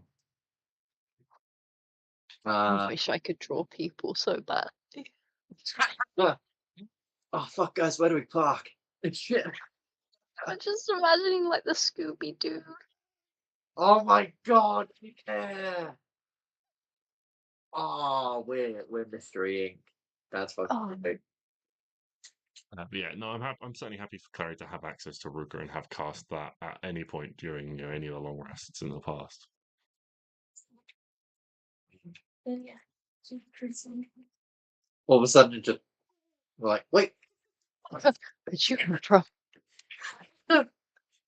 you've been here this entire time? Wait, no, it's a bit. You. Yeah, pigeons and owls are very similar. I only just realised that. Yeah, why don't you go and Ruka over, and if there's any windows you can like peer inside and see if it's not see if it's worth our time, but sort of, because I don't want to have to go through and get trapped in another room again. Well, we might as well go over there. No. Let's all go over there because like maybe Ruko can't get in. There's like a bunch of shit going on. Maybe there'll be like in the far corner of the room underneath the box there'll be a collectible that we've been looking for fucking hours. So let's do it. Okay. So you head back into the main courtyard, then out into the gardens. The gardens themselves are expansive and covered in small hedges and bushes, or in neat, orderly rows of various different types of rose bushes. Are we in a maze? No, they are only, sort of like they are at low height, and you can see, sort of like as you step out that there is another. It is just another greenhouse in the corner. Um, if you look, as you look to your right, you can see that this section here is like a covered walkway. So there is like a pathway that leads into the side of, into this room where it's like elevated up, and there's a tunnel underneath, so you can get between the left and the right hand side of the gardens by going like through this walkway, if that makes sense. Mhm. Where this thing is like up the turn of the stairs. Yeah. The building to the large building, now that you can see it from the outside, is a very tall, high-ceilinged building, very long. You guess probably some sort of ballroom or audience chamber or great hall or something like that, rather than the private sort of dining room you were in previously. It has large stained glass windows on the outside, but most of those are covered by rising tangles of vines, thorn and plants that have kind of grown up and in some places like smashed their way in through the window. And you can see them like reaching and like creeping down on the inside. But the building over here is just another greenhouse. You can see that there are. This one is empty, but there are more, rows of pots and various things like that. Is there anything magic? So you probably come into about the end of your detect magic at the moment. If you want to make a quick investigation check. I will help with this. Mm-hmm. Mhm. 7. Now your detect magic just begins to dwindle, and you don't spot anything of significance among here. There is a little like cupboard full of various tools and things like that, but nothing immediately stands out to you about it. There's a stack of pots underneath, and a pile of like very dried compost in one corner, like in a large tub or bin or something that maybe was used for potting. You know when cats just walk around, just going "Boop," and knocking things off of Yes. tables and stuff. I just want to put some Okay. Yeah, pots you and you then smash leave. you smash a pot, several pots, Maybe like a a small pot, like a but like little a one. stack of 3. Okay, yeah, Just you find like a nice little stack, where they're sort of all stacked up and just the a sound check. sort of permeates the silence. As you're all sort of standing there looking around, you suddenly hear a "Aha!" And you turn around and you see Cerubius has sort of defaulted to type, and he's like skewered like a tiny fly that was buzzing around. You go, Rubius. He sort of What a like man. slowly wipes it off. He's like, sorry. No, you serve and protect, my man. Okay. Yeah. Well, I Yeah. have disrespected my surroundings, so I Okay. will leave. Where would you like to head next? I I want to guess. go up the stairs. Okay. Do you think before we head up the stairs to what is potentially our doom, we could take a really quick 5-minute break? Yeah. Just so I can an ice cream and after and grab a drink. Yeah. Brilliant. Thank you very much. See you in 5 minutes. Bye.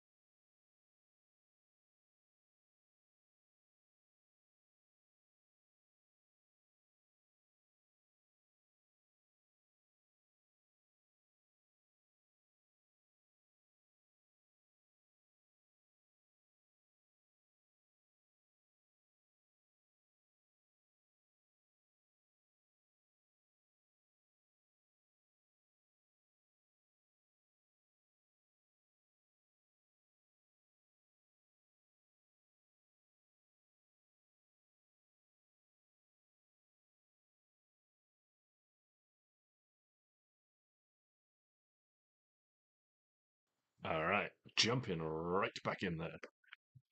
So, you guys find yourselves back in the entrance hall. You can see you've got this staircase rising up around you. You know that there is some sort of illusion covering a passageway of some kind. What it leads to, you haven't explored just yet. But yeah, it was this underground passageway of some description. But would you like to head up the stairs or go back and explore the passageway?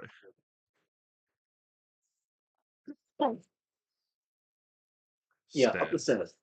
The Okay. top of the stairs. They're like a door. So you get Like start I'm the assuming stairs, the stairs lead to and something. yes, there is a small passageway leading off about a quarter turn up the stairs, and there is a door here. There's sort of ornate double doors.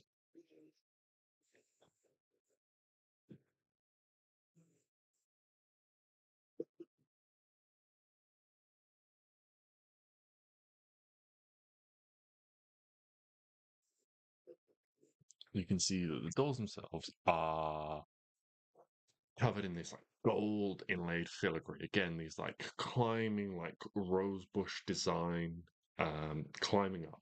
The door itself has two incredibly large handles on it. They look like the classic, almost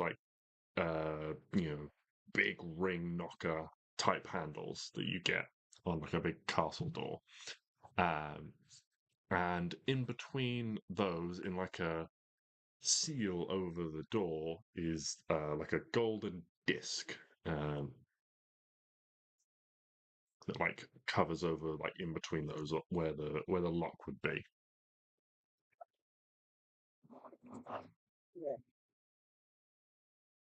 Golden disc where the lock would be. Is it like one of those ones where you can move it slightly out of the way and then stick it in? You go up and you touch it, and it doesn't look like it moves. You can see it looks. It has a thick detailing to it. The pattern etched into it is much thicker than the thin filigree over the whole door. It's got a depth to it. It sinks into the door itself.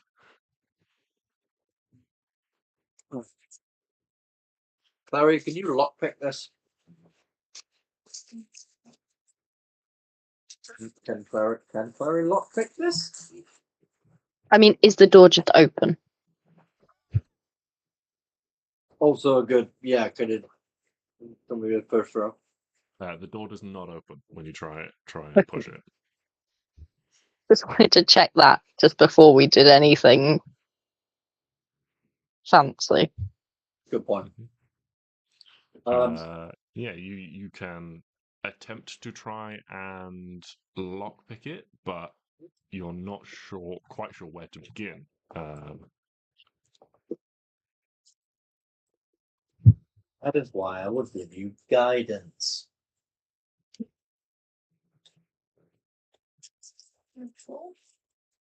I think the problem is there's no lock to pick. Yeah. So it's like a disc, and it's set into the thing, and there's a design. So presumably there's some kind of disc that we need to find to stick in there, but we haven't been able to find the disc. So maybe it's at the it's either at the top or down the secret passage. I'm thinking maybe at the top.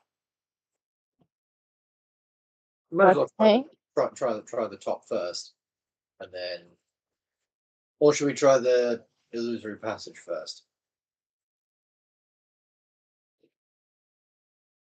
Or have you got feeling? Right. Is there somewhere to put something in the door? I'm assuming that's what JJ means, and there's a disc. So There's on the seal of the doors, pretty- where the locks would be between the handles, there is a gold disc, a small gold disc. Inlaid into that disc is a recessed pattern that sinks into the doors themselves, so it has depth to it. maybe only like a centimeter or something, but it looks like an indent into the door of this pattern, this design. What is the pattern? If you want to make a perception check to try and work out, because it's like trying to figure out the negative of something. Guys, I have a fucking plan. I still have a window in my robe of useful items. And I put the window on the door. We could just Yeah. Still want to know what the pattern is really quick. But Yeah. yes, definitely. Yeah, you figure out based on the various motifs around, it is a rose pattern.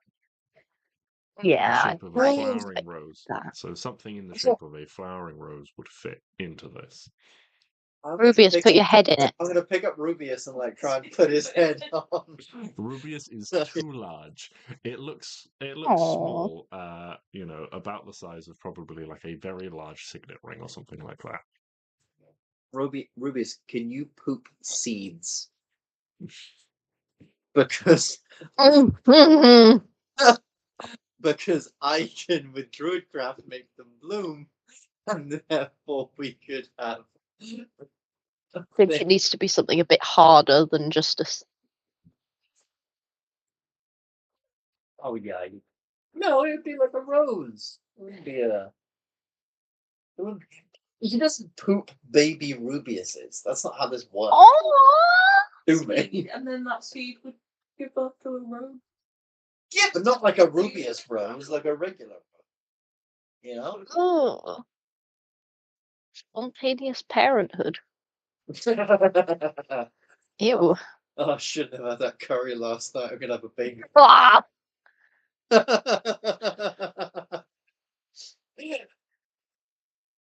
I'm deeply unsettled. Oh god. Alright. Are we going up? Or are we going to Yeah, Roosery Way? Or am I using my window? Because I've been trying to hold on to this window to try and figure out like a perfect time to use it, and this feels like a pretty good time to use it. This is a very good time to use it. Because, But I do kind of want to know what is up the stairs. I mean, yeah, I want to know what's up the stairs, and I want to know what's down the illusory passageway. But Should we quickly go up the stairs? Yeah. All right. Let's quickly brush up the stairs. You head up the stairs. So you It's a continue. dead end. Yeah, this tower actually is just designed to look big. It's actually not very tall at all. No, you head It's a upstairs bungalow. when you you get to the first landing, and so basically the stairs circle around the outside. They come to a stopping point, and then you get a straight corridor through the center of the building, and then doors on the left and right. If that makes sense. So, like what the ground floor is like. So if I just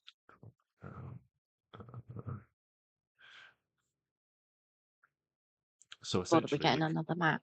no, I haven't actually made another map for. Okay, thank God. Okay, for that's each fine. individual floor. But if you imagine, That means that it's not. it means there's not going to be combat. So if you imagine you get to the top of the stairs and there's a landing at, sort of that shape, and then there would be like a door here and a door here, and then so like if you get off the landing here at A, you go down the landing, you get to B, and the stairs would continue spiraling around again. Yeah. I see. Oh God, how many floors are there? Do you want to make an intelligence check based on what you saw outside? Yeah. I mean, if you want, you can go back outside and try and count balconies and windows. No, I'm gonna wing it. Okay. I'm. There are 7 floors. Fucking hell. Kids. 7. What's the floors? Arwen just said I don't have enough people. Me. I missed that. What did Klari say? Yeah, Arwen's really doing some really intense geometry. things you never know. Owen can't read. Like all Can the symbols can and do numbers in trigonometry. front of her face. Hell yeah. We do like divide this by the size of this and The hypotenuse. let's look at Because it sounds like hippopotamus, so she took an interest. I'll teach you about sine, cosine, tan one day. She's saying the words entirely wrong, but she's getting the maths right and works it out. Like, Yeah. So first you start with the hippo moose.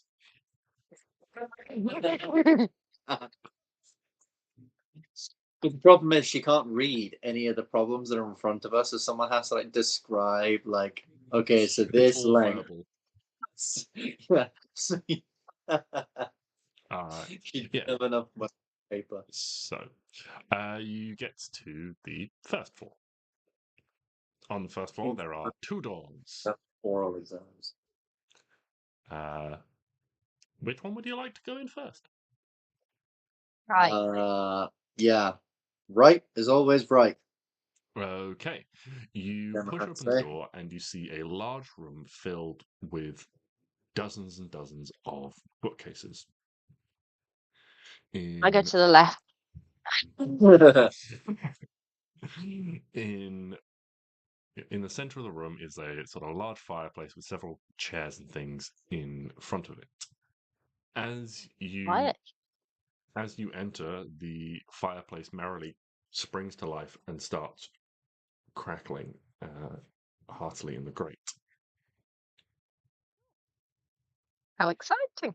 Do you mean like it like ignites itself and the fire starts going, or do you mean like it's like It laughing? does not turn into a fire elemental. Right. Okay.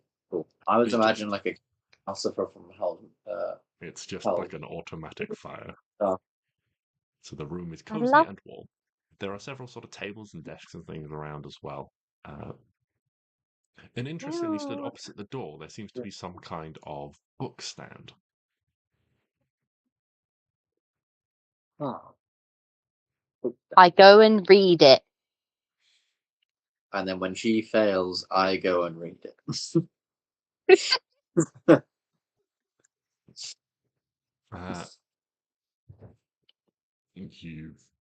There are currently no books placed upon it at the moment. But there is See, I'm so good at reading. like a desk in front where an arrangement of various books are piled and scattered. And desks where books are piled and scattered. Any of them got pictures on it? Several mean covers do have pictures on them. Excellent. Do me and Klari go through and just look for any of importance? Yeah, I mean, looking through the like scattered over tomes, there's one, The Lamplighter's Conspiracy, which has some pictures of some lamps on it. There's another one, Hated by Moors and Mountains. Moose with yeah. cows. Yeah, and it has a picture of various stages of crescent moons with little cows sat on them on the front. There's one called I would like Witches to take this with me. Okay. Yeah, you pick it up. There is one called Witches by Candlelight, a novel by Kalu Quinan. A variety of books and various things. Witches get stitches. Does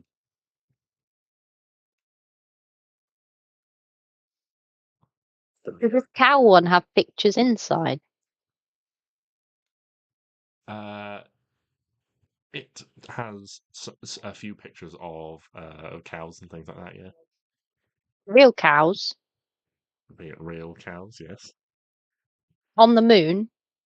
Not on the moon, no. Are they in spacesuits?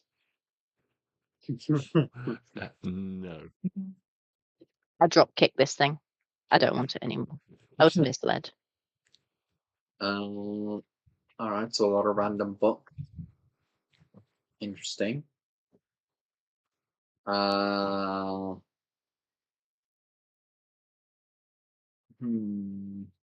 I don't think this one's relevant. Although, put one of them. I put the cow one on the stand. Okay. Yeah, you see, the stand is Does quite it large. read it to me? It seems like it has space for multiple books at once. If I open the book, does it read it to me?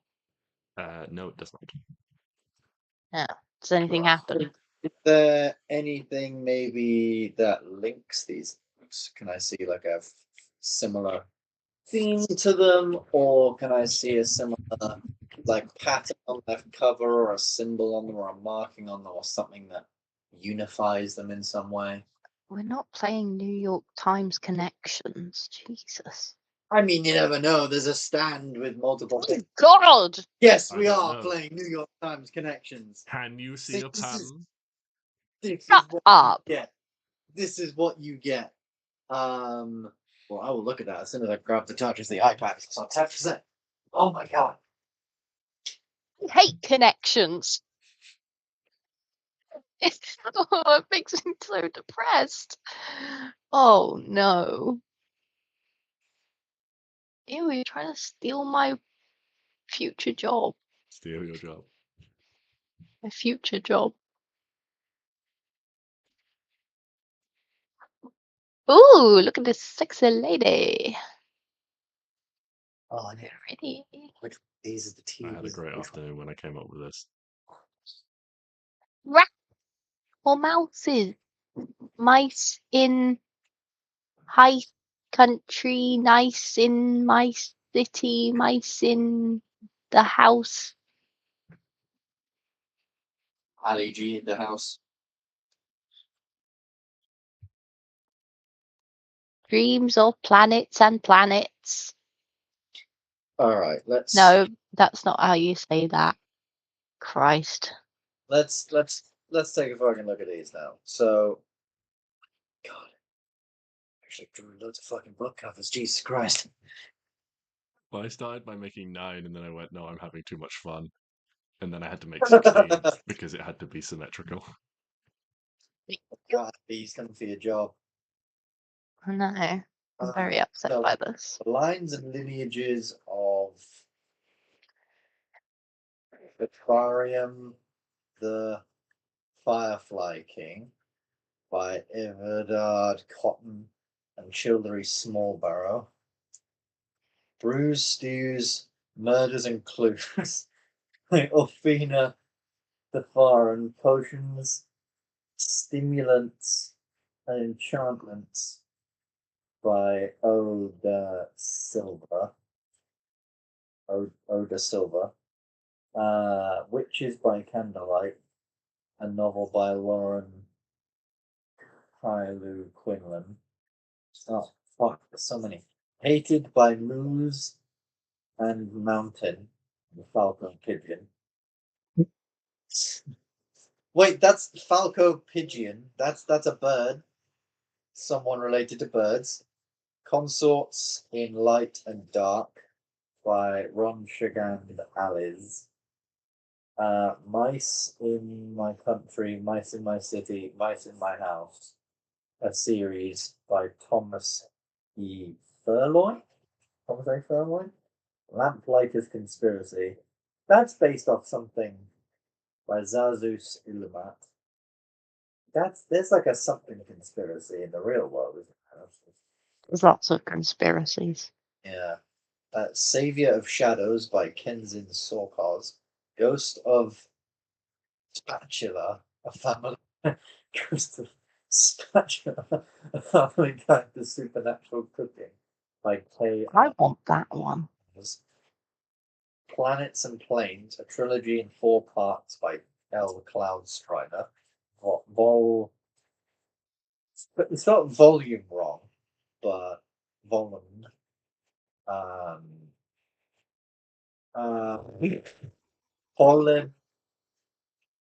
Apollinella, or in Welsh, Apollinella.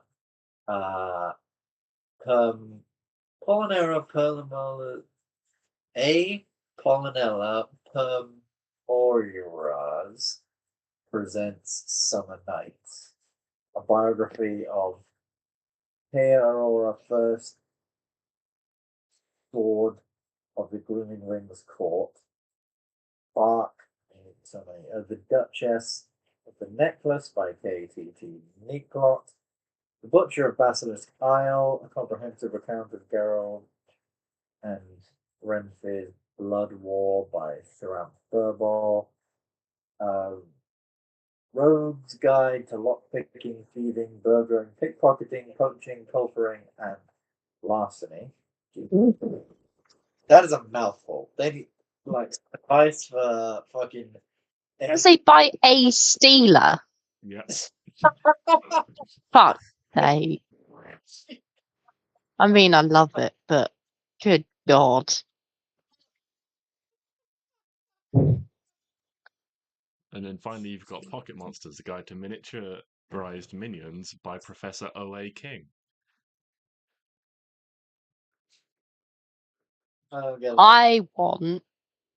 Abby wants to read Brew, Stew, Murders and Clues.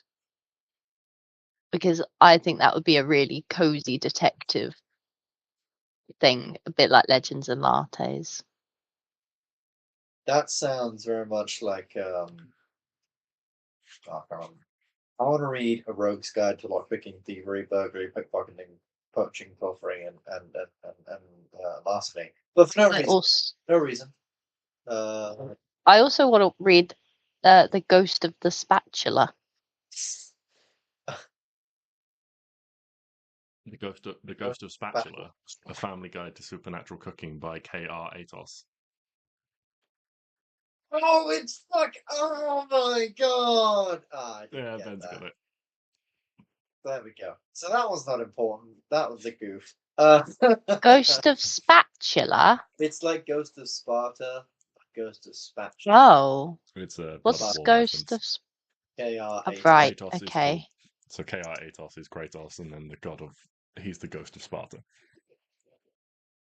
All right, so let's figure this out here. Okay, so why don't we try and put all the they should be movable. You should be able to pick them up and move them around. Woo. Okay. So why don't we sort them by color? Okay. Let's try and put them into their individual colors and see if that does anything. I don't think that's going to do anything. You never know. There is 4 of each color, so I feel like. I mean, there is. I think that's just a coincidence, though. 5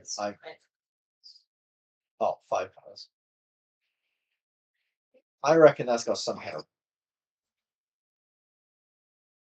Yeah, the red and like.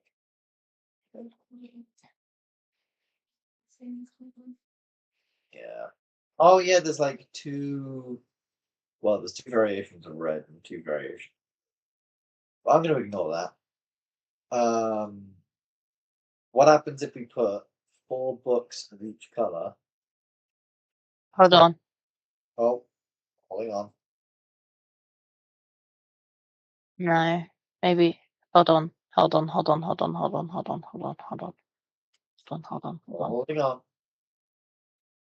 You want to make the page bigger so you've got a bit more space to spread them out? Would that help? No. Okay.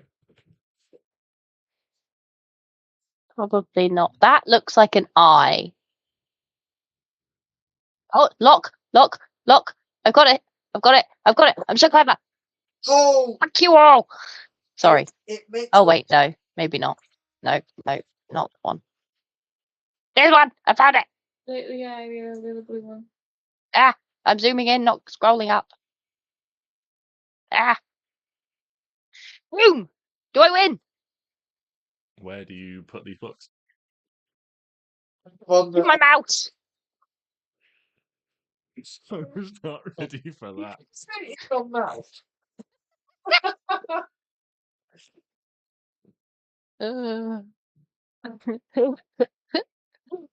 Yeah, none of the pack.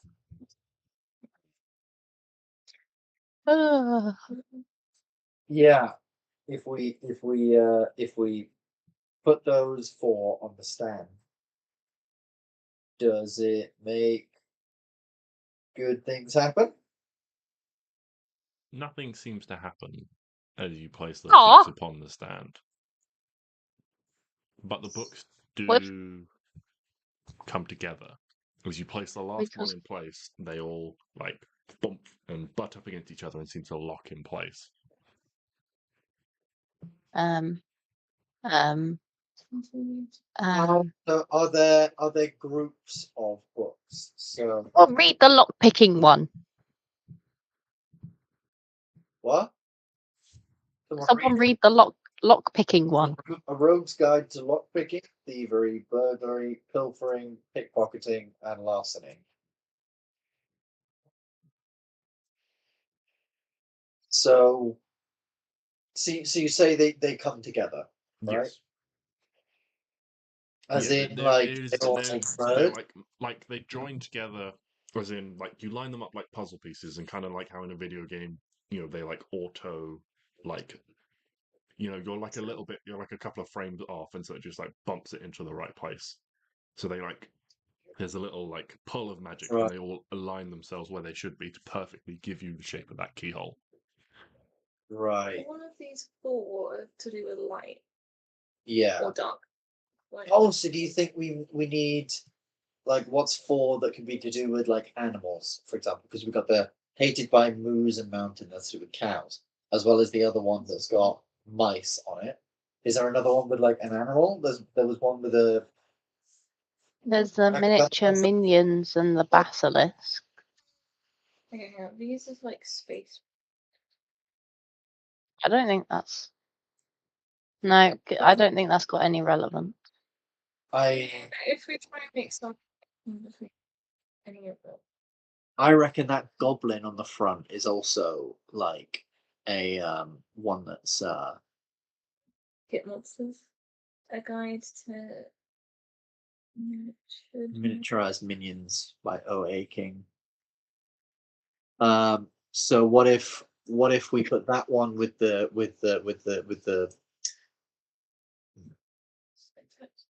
that one with the animals one?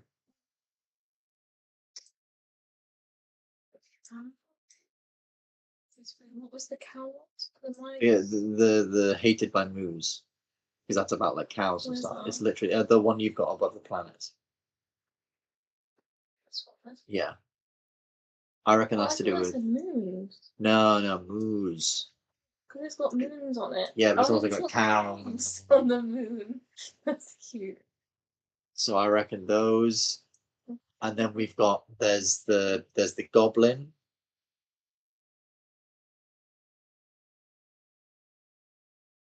And we've got yeah. Go down. Oh, okay. There's a snake. Right. The Butcher of Basilisk Isle, so it's like a basilisk. Dead is a monster.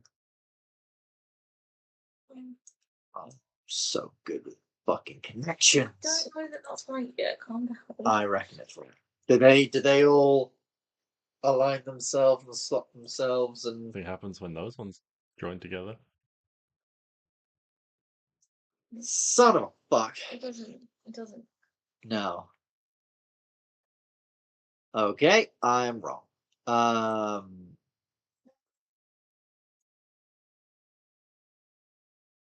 In the collection I've got, it's like the image in the copy.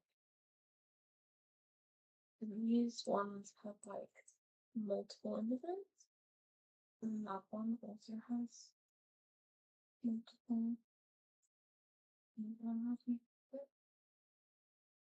Yeah, maybe it's to do with that. That's like a pattern. Yeah, I was thinking there's like some of them have items. So, for example, like there's that necklace one, there's one with the potion, there's one with a magnifying glass, there's one with a lock. That I don't know. That could be something.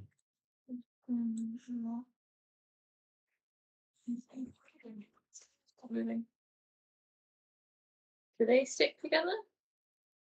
Unfortunately, nothing happens when those ones are put together either.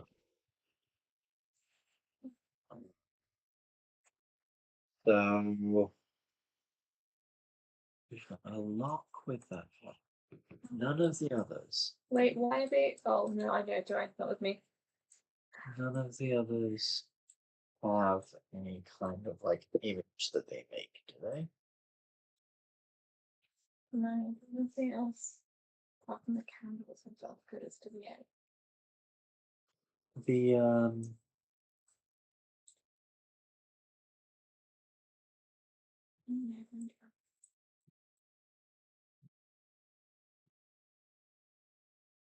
what are you doing? I'm trying to move it out the way so I can remember it. But it won't click on. Any ideas, Abby? No, I did the lock. Like, Odd. Yeah, maybe it's like the font. oh Is yeah. that- Uh, I don't think it's the font. There's so many I think they're fonts. all different. But I love JJ to bits, but I don't think he's sorting it by serif and sans serif fonts. I know what those words mean. Of course you do, my love.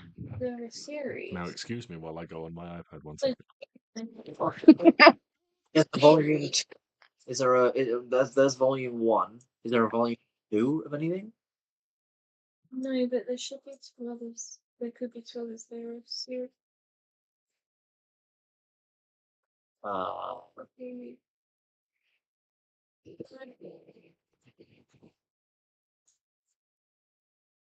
Supernatural cooking minions.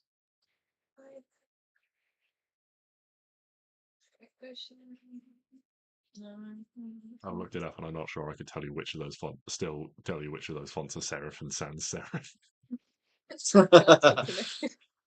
There. There, sweet prince.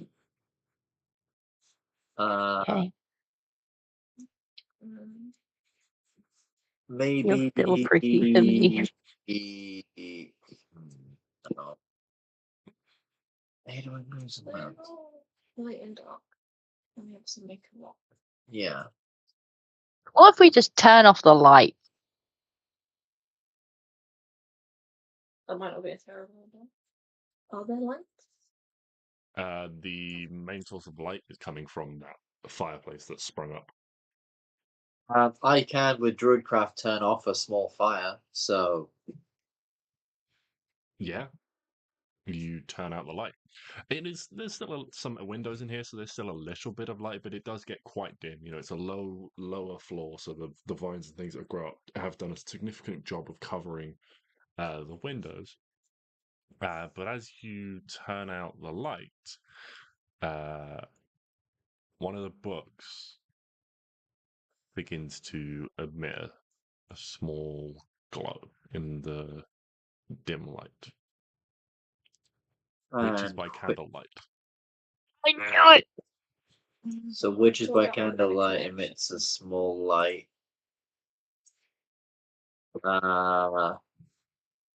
Read it? Yeah. Oh yeah. Oh Open it. yeah. Is there anything inside? You open it up. You open it up. No, it just seems to be a quite a saucy romance novel.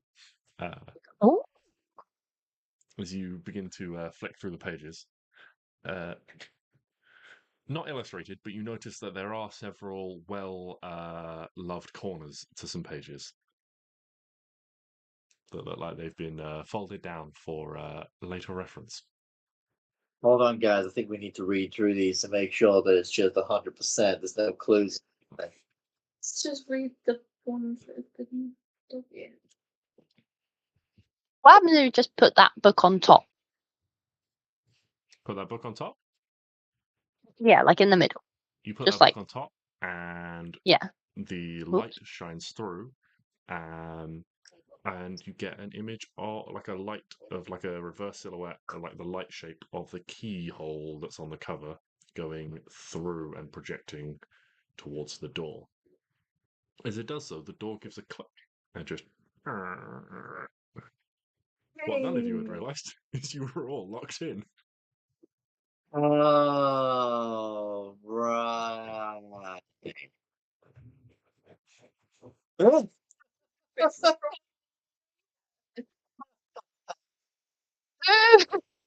job, guys. um, is there anything? Is there anything else? I don't know if any of these books I mean, actually. there are dozens, possibly hundreds of books surrounding the shelves around you. Yeah. Um. And have you designed all of them, JJ? No, I have not. Just the Where? 16 that pertained to this puzzle. Back in my day, people used fashion. Back in your day, I'm older than you.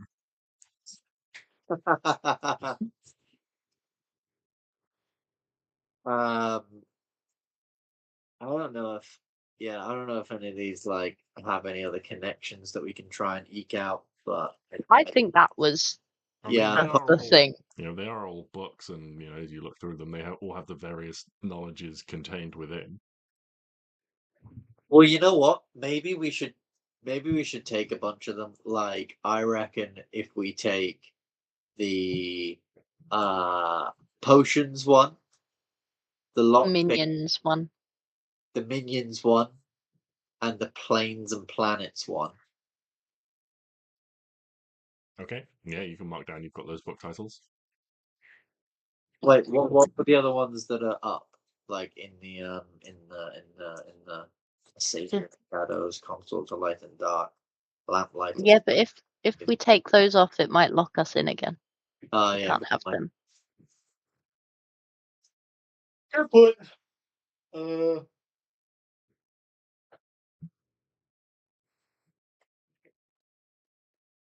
Okay, you have those books. You can exit the library at this point and continue. The room across the hall. You look inside and you can see that there is a easel set up in front of a chair on one side of the room. Various like not carpets, like sheets and things, sort of like cover the floor and stuff around it, splattered with vibrant shades of paint. There is like a half-finished like portrait that hasn't quite got to the face yet, standing on the easel itself. Lots of paintings depict roses and things like that.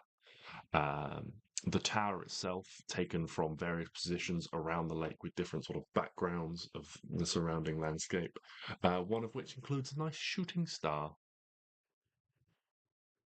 Meow.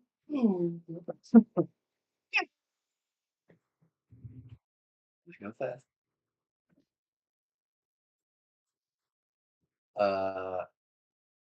Cool. Is there any sort of drawers or anything where a ring might be hidden? The room is fairly plain. There's a little bit of furniture around, but nothing immediately stands out. The things you see do look, you open up a couple of cupboards and things like that, and they look like they're filled with various sort of paint supplies and things. You can see you open up one, and there's like a not a gown, but like an overcoat or something that you can see is like splattered with paint that you can imagine someone would put on before they started. As well as I'd like a like very to paint a traditional like smiley thumb hole painting palette and stuff that's like smeared with dried paint. Oh, that would be fun to peel off. Huh. Hmm. All right. Moving on then. Ahead Okay. upstairs. All right, carrying on up, you get to the second floor. This floor, as you open the doors, you can see are filled. Each room is a bedroom, dusty and unused. A double bed. They look very similar to each other. A double bed in each room, lacking personal effects or clothes or anything like that. You imagine these might be guest bedrooms. Yeah. Someone's got no friends. can't say that. He's standing next to us, Or possibly, potentially. not had friends here for a very long time.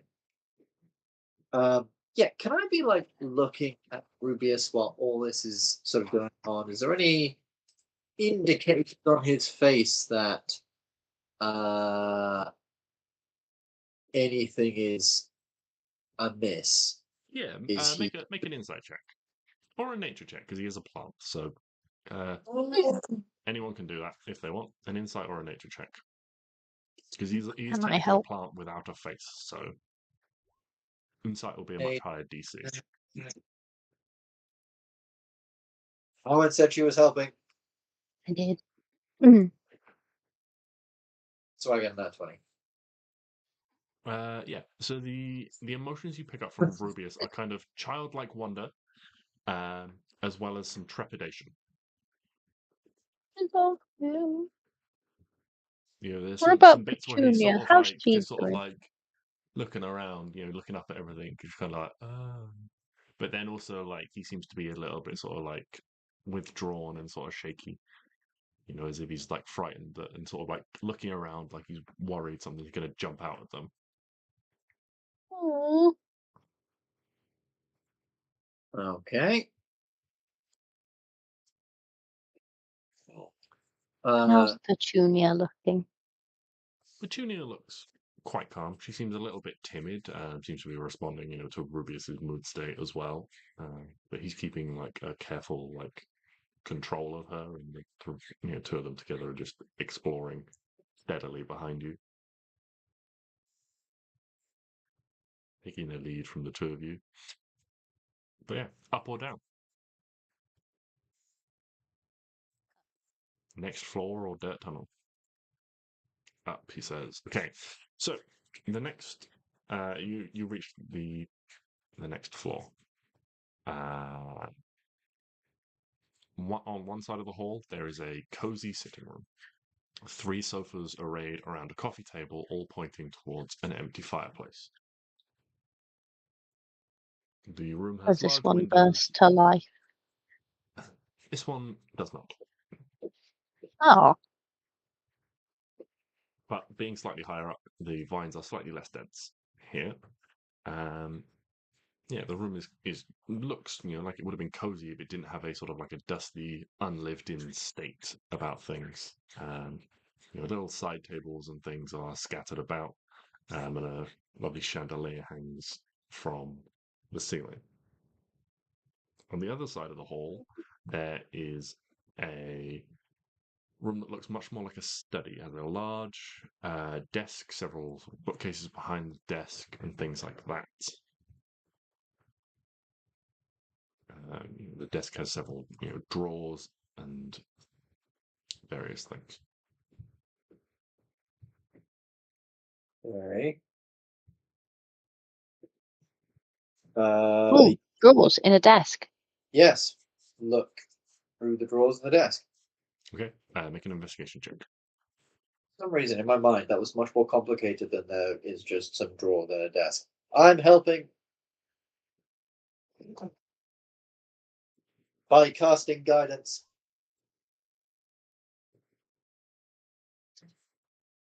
Okay, Mm, 24. I don't think 1d4 is going to help anyone. I think a 14 might. An 11 won't.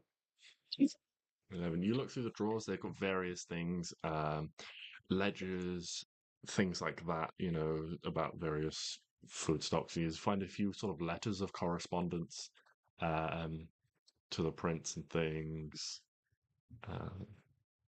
but not too much else do you find. Are you looking at my sheet? No, I'm not looking at your sheet.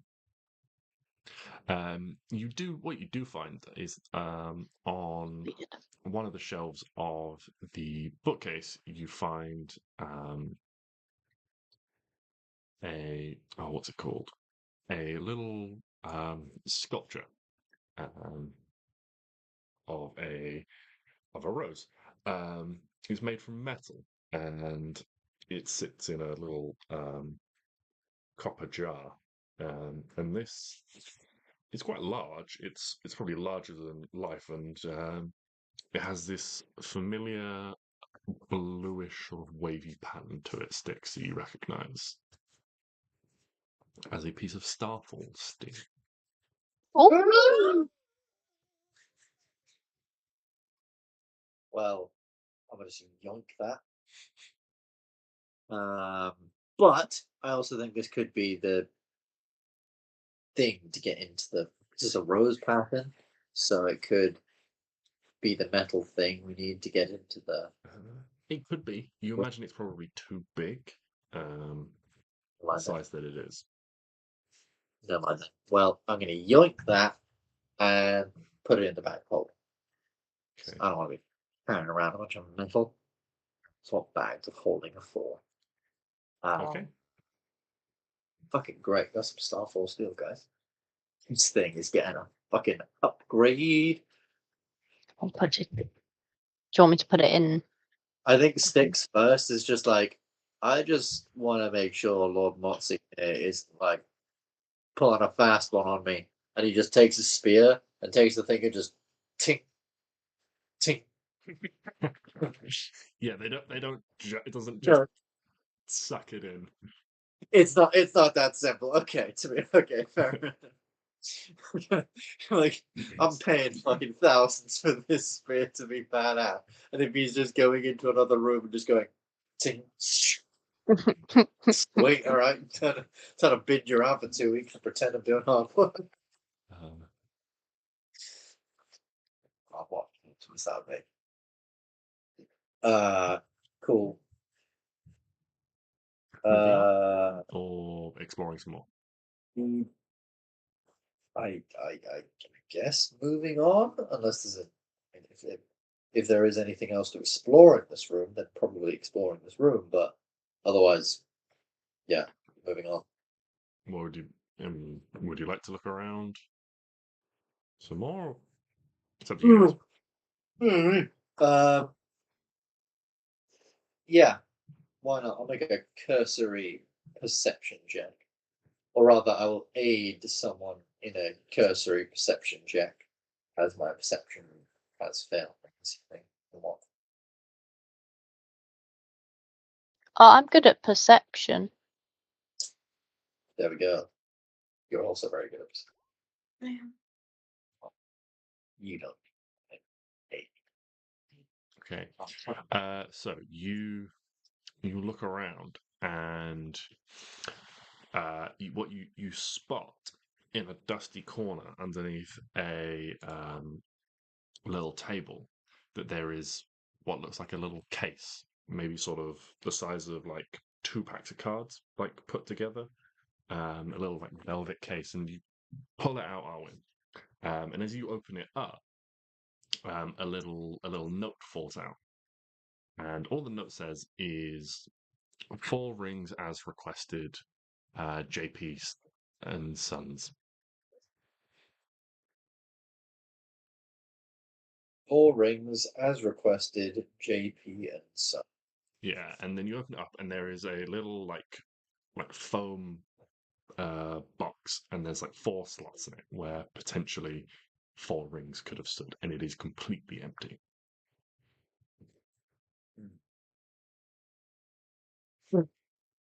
Interesting.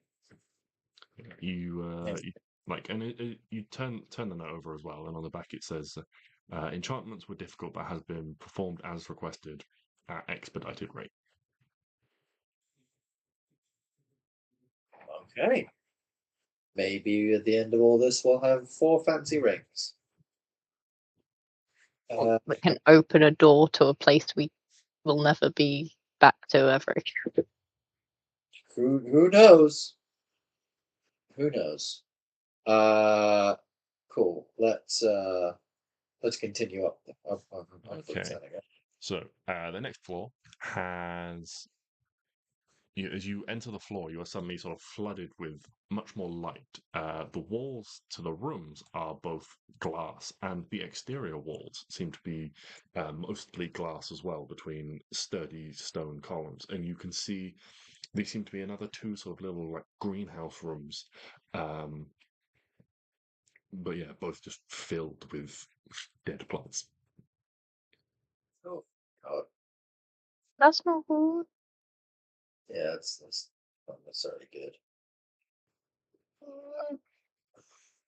As you walk down the corridor, one of the rooms, there is suddenly sort of like a bang and a spurt, and you watch as from a rune on the ceiling, just a billowing like cloud of snow just goes over the entire room. No. Snow, yeah. And that as it goes, there's like this arcane crackle. And Klari, with your arcane expertise, you recognize that this is some sort of enchantment that is like losing its luster or has been damaged in some way and is no longer operating the way it should.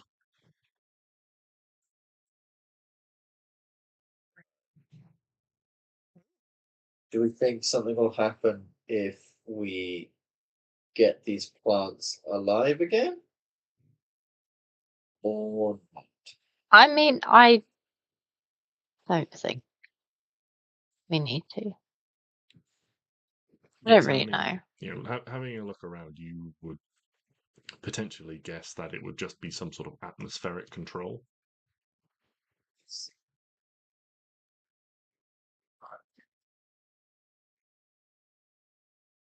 Interesting. So they're like, yeah, doing some weird stuff with plants. What sorts of stuff like that? Okay. Interesting. Make a Arwen or anyone who would like to make a nature check for me. Oh, nature check, nature check, nature check, nature check. Oh, make a nature check. I'm bad at nature. I'm pretty good. So, Stix, you spot several plants that don't look as decayed as some of the others around, and you notice that they are winter varieties, plants that do very well in cold climates. Right, see.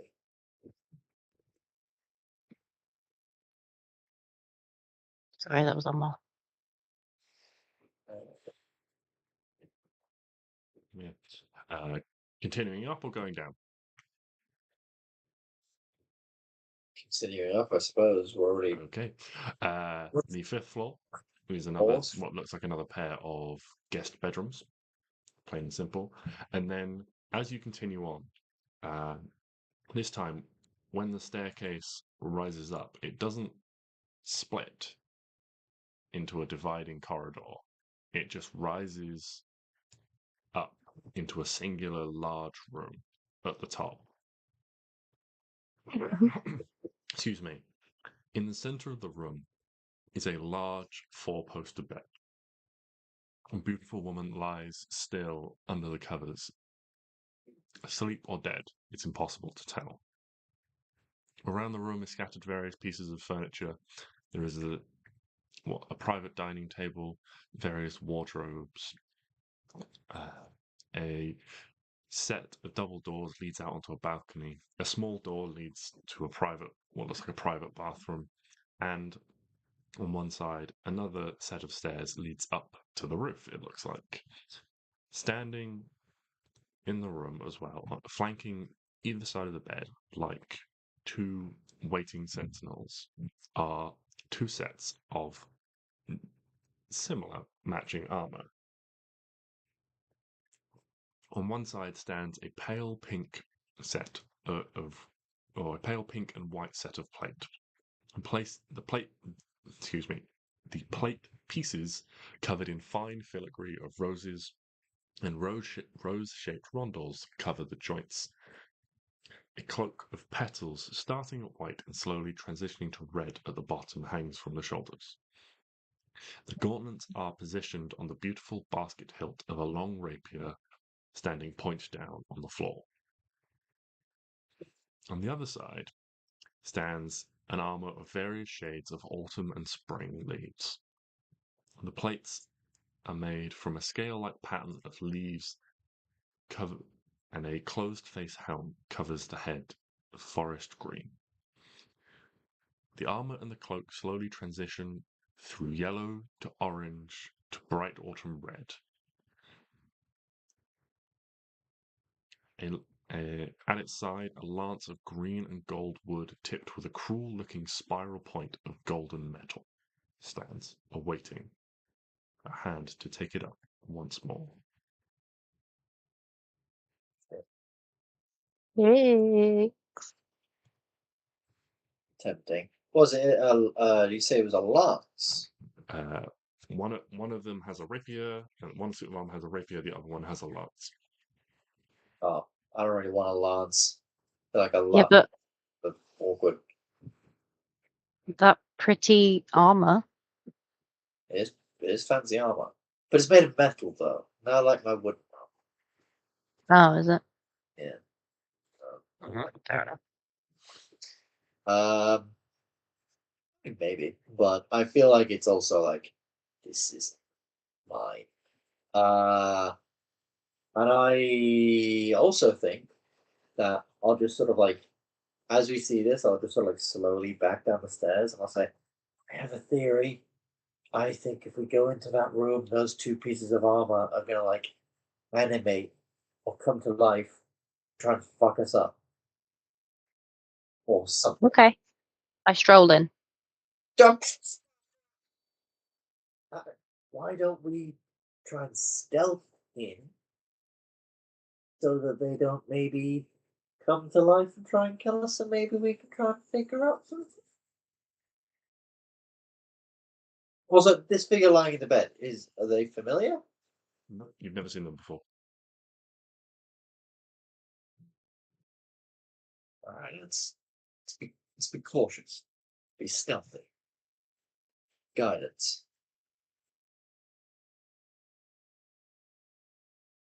I Okay, reckon everyone we make a use stealth check if you're trying to sneak into the room. there's some element of stealth required.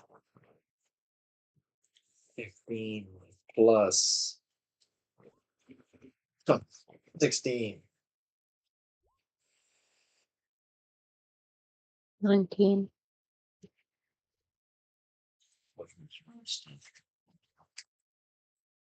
That was all done. Can you roll for Hugo, and I will Mm. roll Oh, for shit, sorry. the NPCs. They have done very badly. I was actually going to suggest that maybe Sir Rubius wait downstairs, because this could be quite a dangerous situation, and maybe if these hag people like see him up close, they'll really think. So maybe I'll just get him to wait on the stairs, like not come right up with us, sort of thing. I will not balk in the face of danger. I will stand beside you bravely, my friends. We have acquitted ourselves well. You will protect me, and I will protect you. And Petunia will protect us all. It's a keen bean.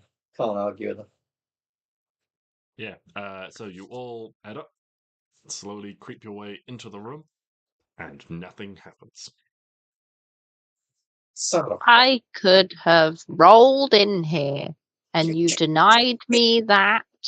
obviously. I get out the big symbols I have been keeping in my back pocket. Well, technically, As I have two Arwen shields. clangs and bangs, Oh. nothing happens.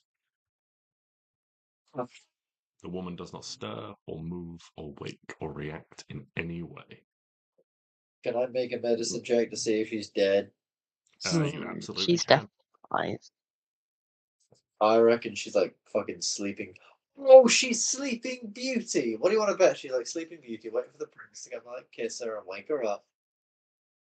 Rubius could kiss her. Right. Nope, nothing. She seems just to be asleep. Non-consensual, no kissing. Very, very gently, almost imperceptibly breathing. She seems to be asleep, guys.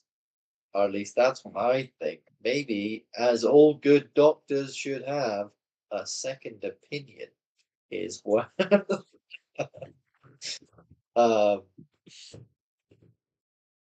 Okay, if she's maybe asleep, dead, fuck. She's not like decayed or anything No, like that. no, She's she like, looks perfectly healthy. She looks like she just, recently went to sleep and. It's just like everyone else in the house. They probably just got stuck in a loop of doing the thing they were last doing, and the last thing she was doing was sleeping. Oh She's yeah. lucky. Oh yeah. You might be right.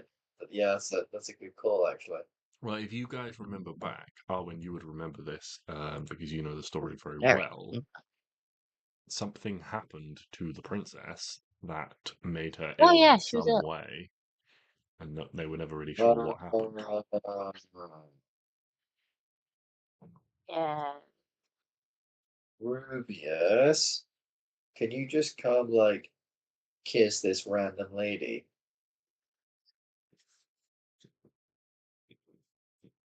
Because okay, I feel like in Kavran, are there like like regular fairy tales like we would have, like Yeah, and I, yeah. There's lots of regular fairy tales and things like yeah, that. okay. They're regular I sexual assault laws. I don't want Rubius catching a case. Come on. it's fine. This is I want to say this is for like save the kingdom or whatever, but that feels wrong. Uh, you know what? I'm a paladin. We are well known people of Cabran. And it's the Feywild, so it's fine. Rubius, come kiss this woman. Ruby says, "That is the princess. It is not my place, sir." Uh, well, it is when I say it is. I okay. Hear me out, Rubius. The story goes that these hags did something to the prince. They like got rid of him some way, right? I just have a theory, and if I have trusted you to watch our backs in battle, would you now please trust me with just this one theory I have in the back of my mind? Would you go and just a peck on the cheek? One the face I do not cheek. understand. I do not understand. Why? We must find Prince. He must do this.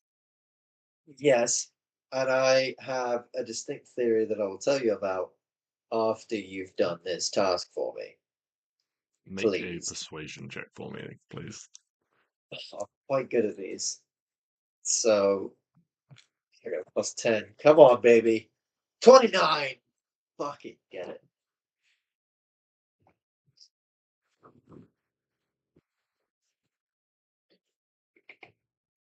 So like Fine, Rubius, I'll defend you in court. she sort of looks between you and the princess and um very well if you insist, but I do not understand your strange ways. I'm not sure what strange magic you think there is.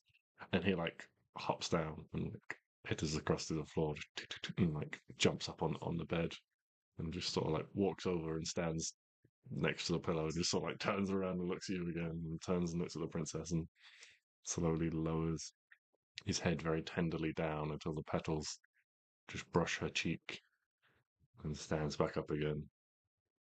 Just sort of quite awkwardly just sort of shuffles to the edge of the bed and drops to the floor again. And we win. Right?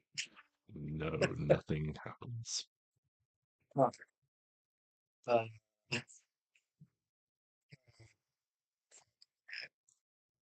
I apologize, Rubius. That turned out to be rather fruitless.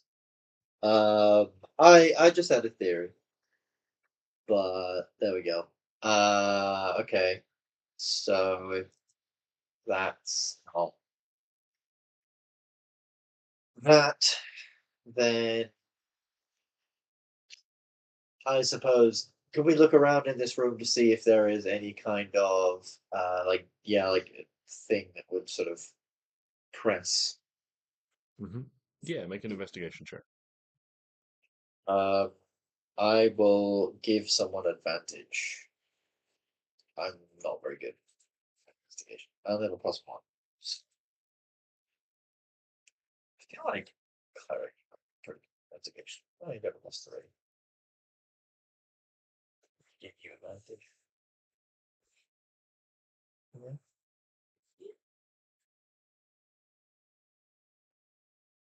You're back. Yes.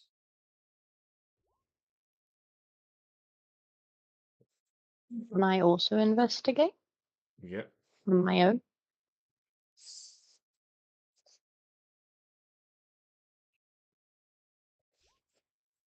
Oh, good. So, the only thing that you spot, and Clary, you spot this, is there's like a little section on one of the princess's fingers where they're like her hands are like up on the covers. You know when you wear a ring for a long time and it sort of like pinches around, and that part of your finger is just like thinner, just even when you take the ring off. Yeah, this shit. Yeah. You just spot that she has like one of those marks on one finger, as if she wore a ring for a very long time, and it has subsequently been removed. And the reason I got a 3. Can I be also? Obviously, most of me is trying to look for this ring, but part of me is trying to look for like lipstick or something around the room. Is there any like makeup or anything that's? There is a small amount, yes, that you could potentially find. Why? I draw a mustache and some glasses on the sleeping princess. And she awakes. I hope she does. It's the only thing I can think. It was in my mind the whole time. I was like, I really want to draw a mustache on her. It's really gonna change the mood when she wakes up and says, I've been asleep for 500 years. And she is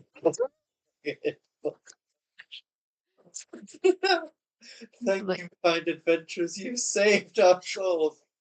Yeah, we Yeah, also okay. stole mirrors. Yeah. You draw on the Hey. princess. Can What were we looking for? I also go up to this rapier and lance and just sort of take them, weigh them, wield them, see if they are interesting or magical in some variety? Yeah, I mean, you get a sense that they are both very fine weapons. The rapier is very light and very fast in your hands. The The rituals you guys bet as well.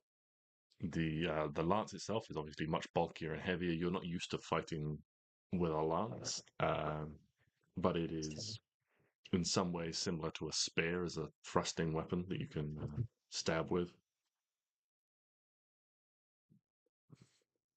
They feel like very finely, well-crafted weapons in your hands. It's not easy to draw any magical essence off them from just a brief bit of contact. Are there people in these like suits of armor? No, one of them doesn't have a helmet of any kind, so you can see that it's empty, and the other one is quite easy to tell. But just quick lifting up the visor is not. Okay, I was just making sure. I'm just saying to Chloe, do you think we have like some time for her to do ritual of identify to see if there's anything fancy or schmancy about? How long does that take? It takes 10 minutes. Yeah. This mustache isn't going to draw itself, you know. Fair enough. All right. Art takes time. Start with the rapier. Identify the rapier. Okay, I'm just double checking the specifics of identify, as I believe there's some stuff.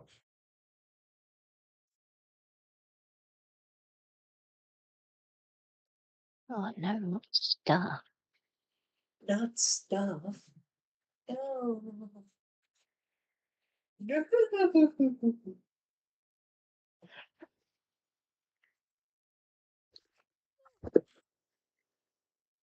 Oh, God, the stickies.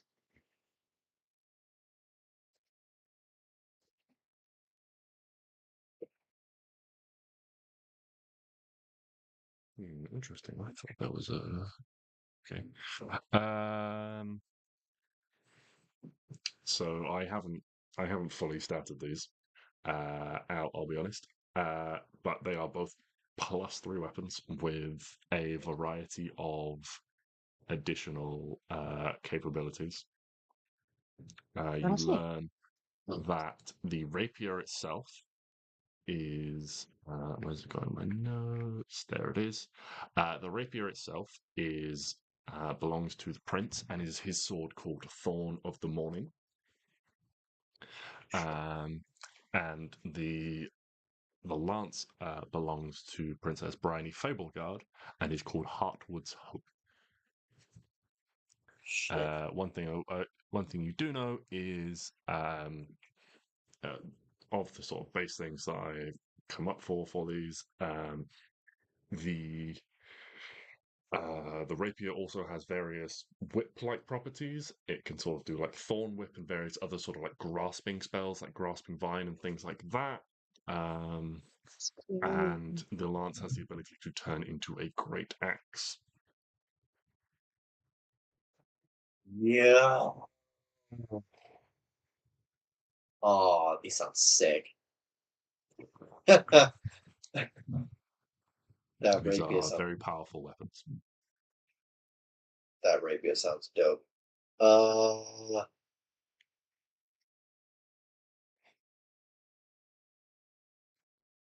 Trying to justify to myself the ability to take the prince's fucking weapon. I don't want to steal it, but at the same time, it sounds so cool.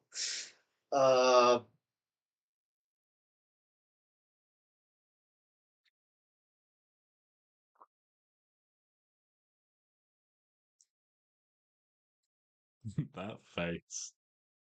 I know. I was just. I hate being a little. Why couldn't I have made him a rogue or some kind of non-fucking good paladin? Well, Piece of shit. while you think, we can retroactively come back to this if you like, but we're getting towards the end, and I do want to. If you guys are, where are you heading next? Basically, is my next question. Are we on the top floor? Or are we on the like Yes, there's you are. stairs? There is a set of stairs that leads up to the roof. Head up to the roof Hi. real quick. So there is a rooftop garden. A large thicket of branches and things seems to compromise, contrive, I don't know, some word. Sits in the middle of it, like something built a huge nest there, maybe sort of like 10 feet across. But you remember that Rithin mentioned that something large patrolled the skies. This was maybe some time ago, as you have a peek in and you can see that the bones of some large bird-like creature also lie within. Around the side, there are a couple of little tables as well as a cupboard, and standing on top of the cupboard is a large ornate brass telescope, covered in sort of rust and tarnish from time. What's in the cupboard? You open up the cupboard, and there seems to be various bits of paper and things like that. Pulling them out, you can take a little bit of time to look over them and see that what little that's left. Most of them are sort of molded and got damp and things like that over time, sort of stuck together. But some of them you can see are various sort of star maps and star charts. Okay. Interesting. I think we use the window and go to that door. Yeah. Oh, yeah, we have. Yeah, yeah. Oh, right. Yeah. I thought you meant use a window outside and go to the door. Yes. No, use the window and go to the door. So you want to Yeah. try and go through the door to the main, to like the ballroom or whatever it is that's locked. Yeah. You Yeah. don't want to Fuck it. explore the dirt tunnel. I mean, I do. we might as well try and explore that first, and if we don't find anything, then instead of spending that around, we could just Okay. So you head all the way back down through the various rooms and out into the main hall again, the main entrance hall of the tower. Moving along the wall, you feel your way until you find the tunnel once more. It is dark, but you light a torch and head your way down. As you head, it drops down quite steeply before leveling out and turning back on itself. With a keen sense of direction, you kind of feel like you're heading underneath and towards the main ballroom itself. As you go, the tunnel widens, but then sort of shrinks in again as the dense knot of thorny vines begins to come through the wall and tangle, and you find yourselves moving quite slowly and carefully to avoid brushing up against them. After a little bit of time, sound reaches your ears, being them with the highest passive perception. Just a steady drip of water on stone, Klari, you would hear first. And a slight sort of shift or shuffle of someone in a position, just sort of moving about very slightly, or plants rustling against each other or something like that. And walking on for a little bit more, you eventually reach an open stone room. And an awful sight greets you.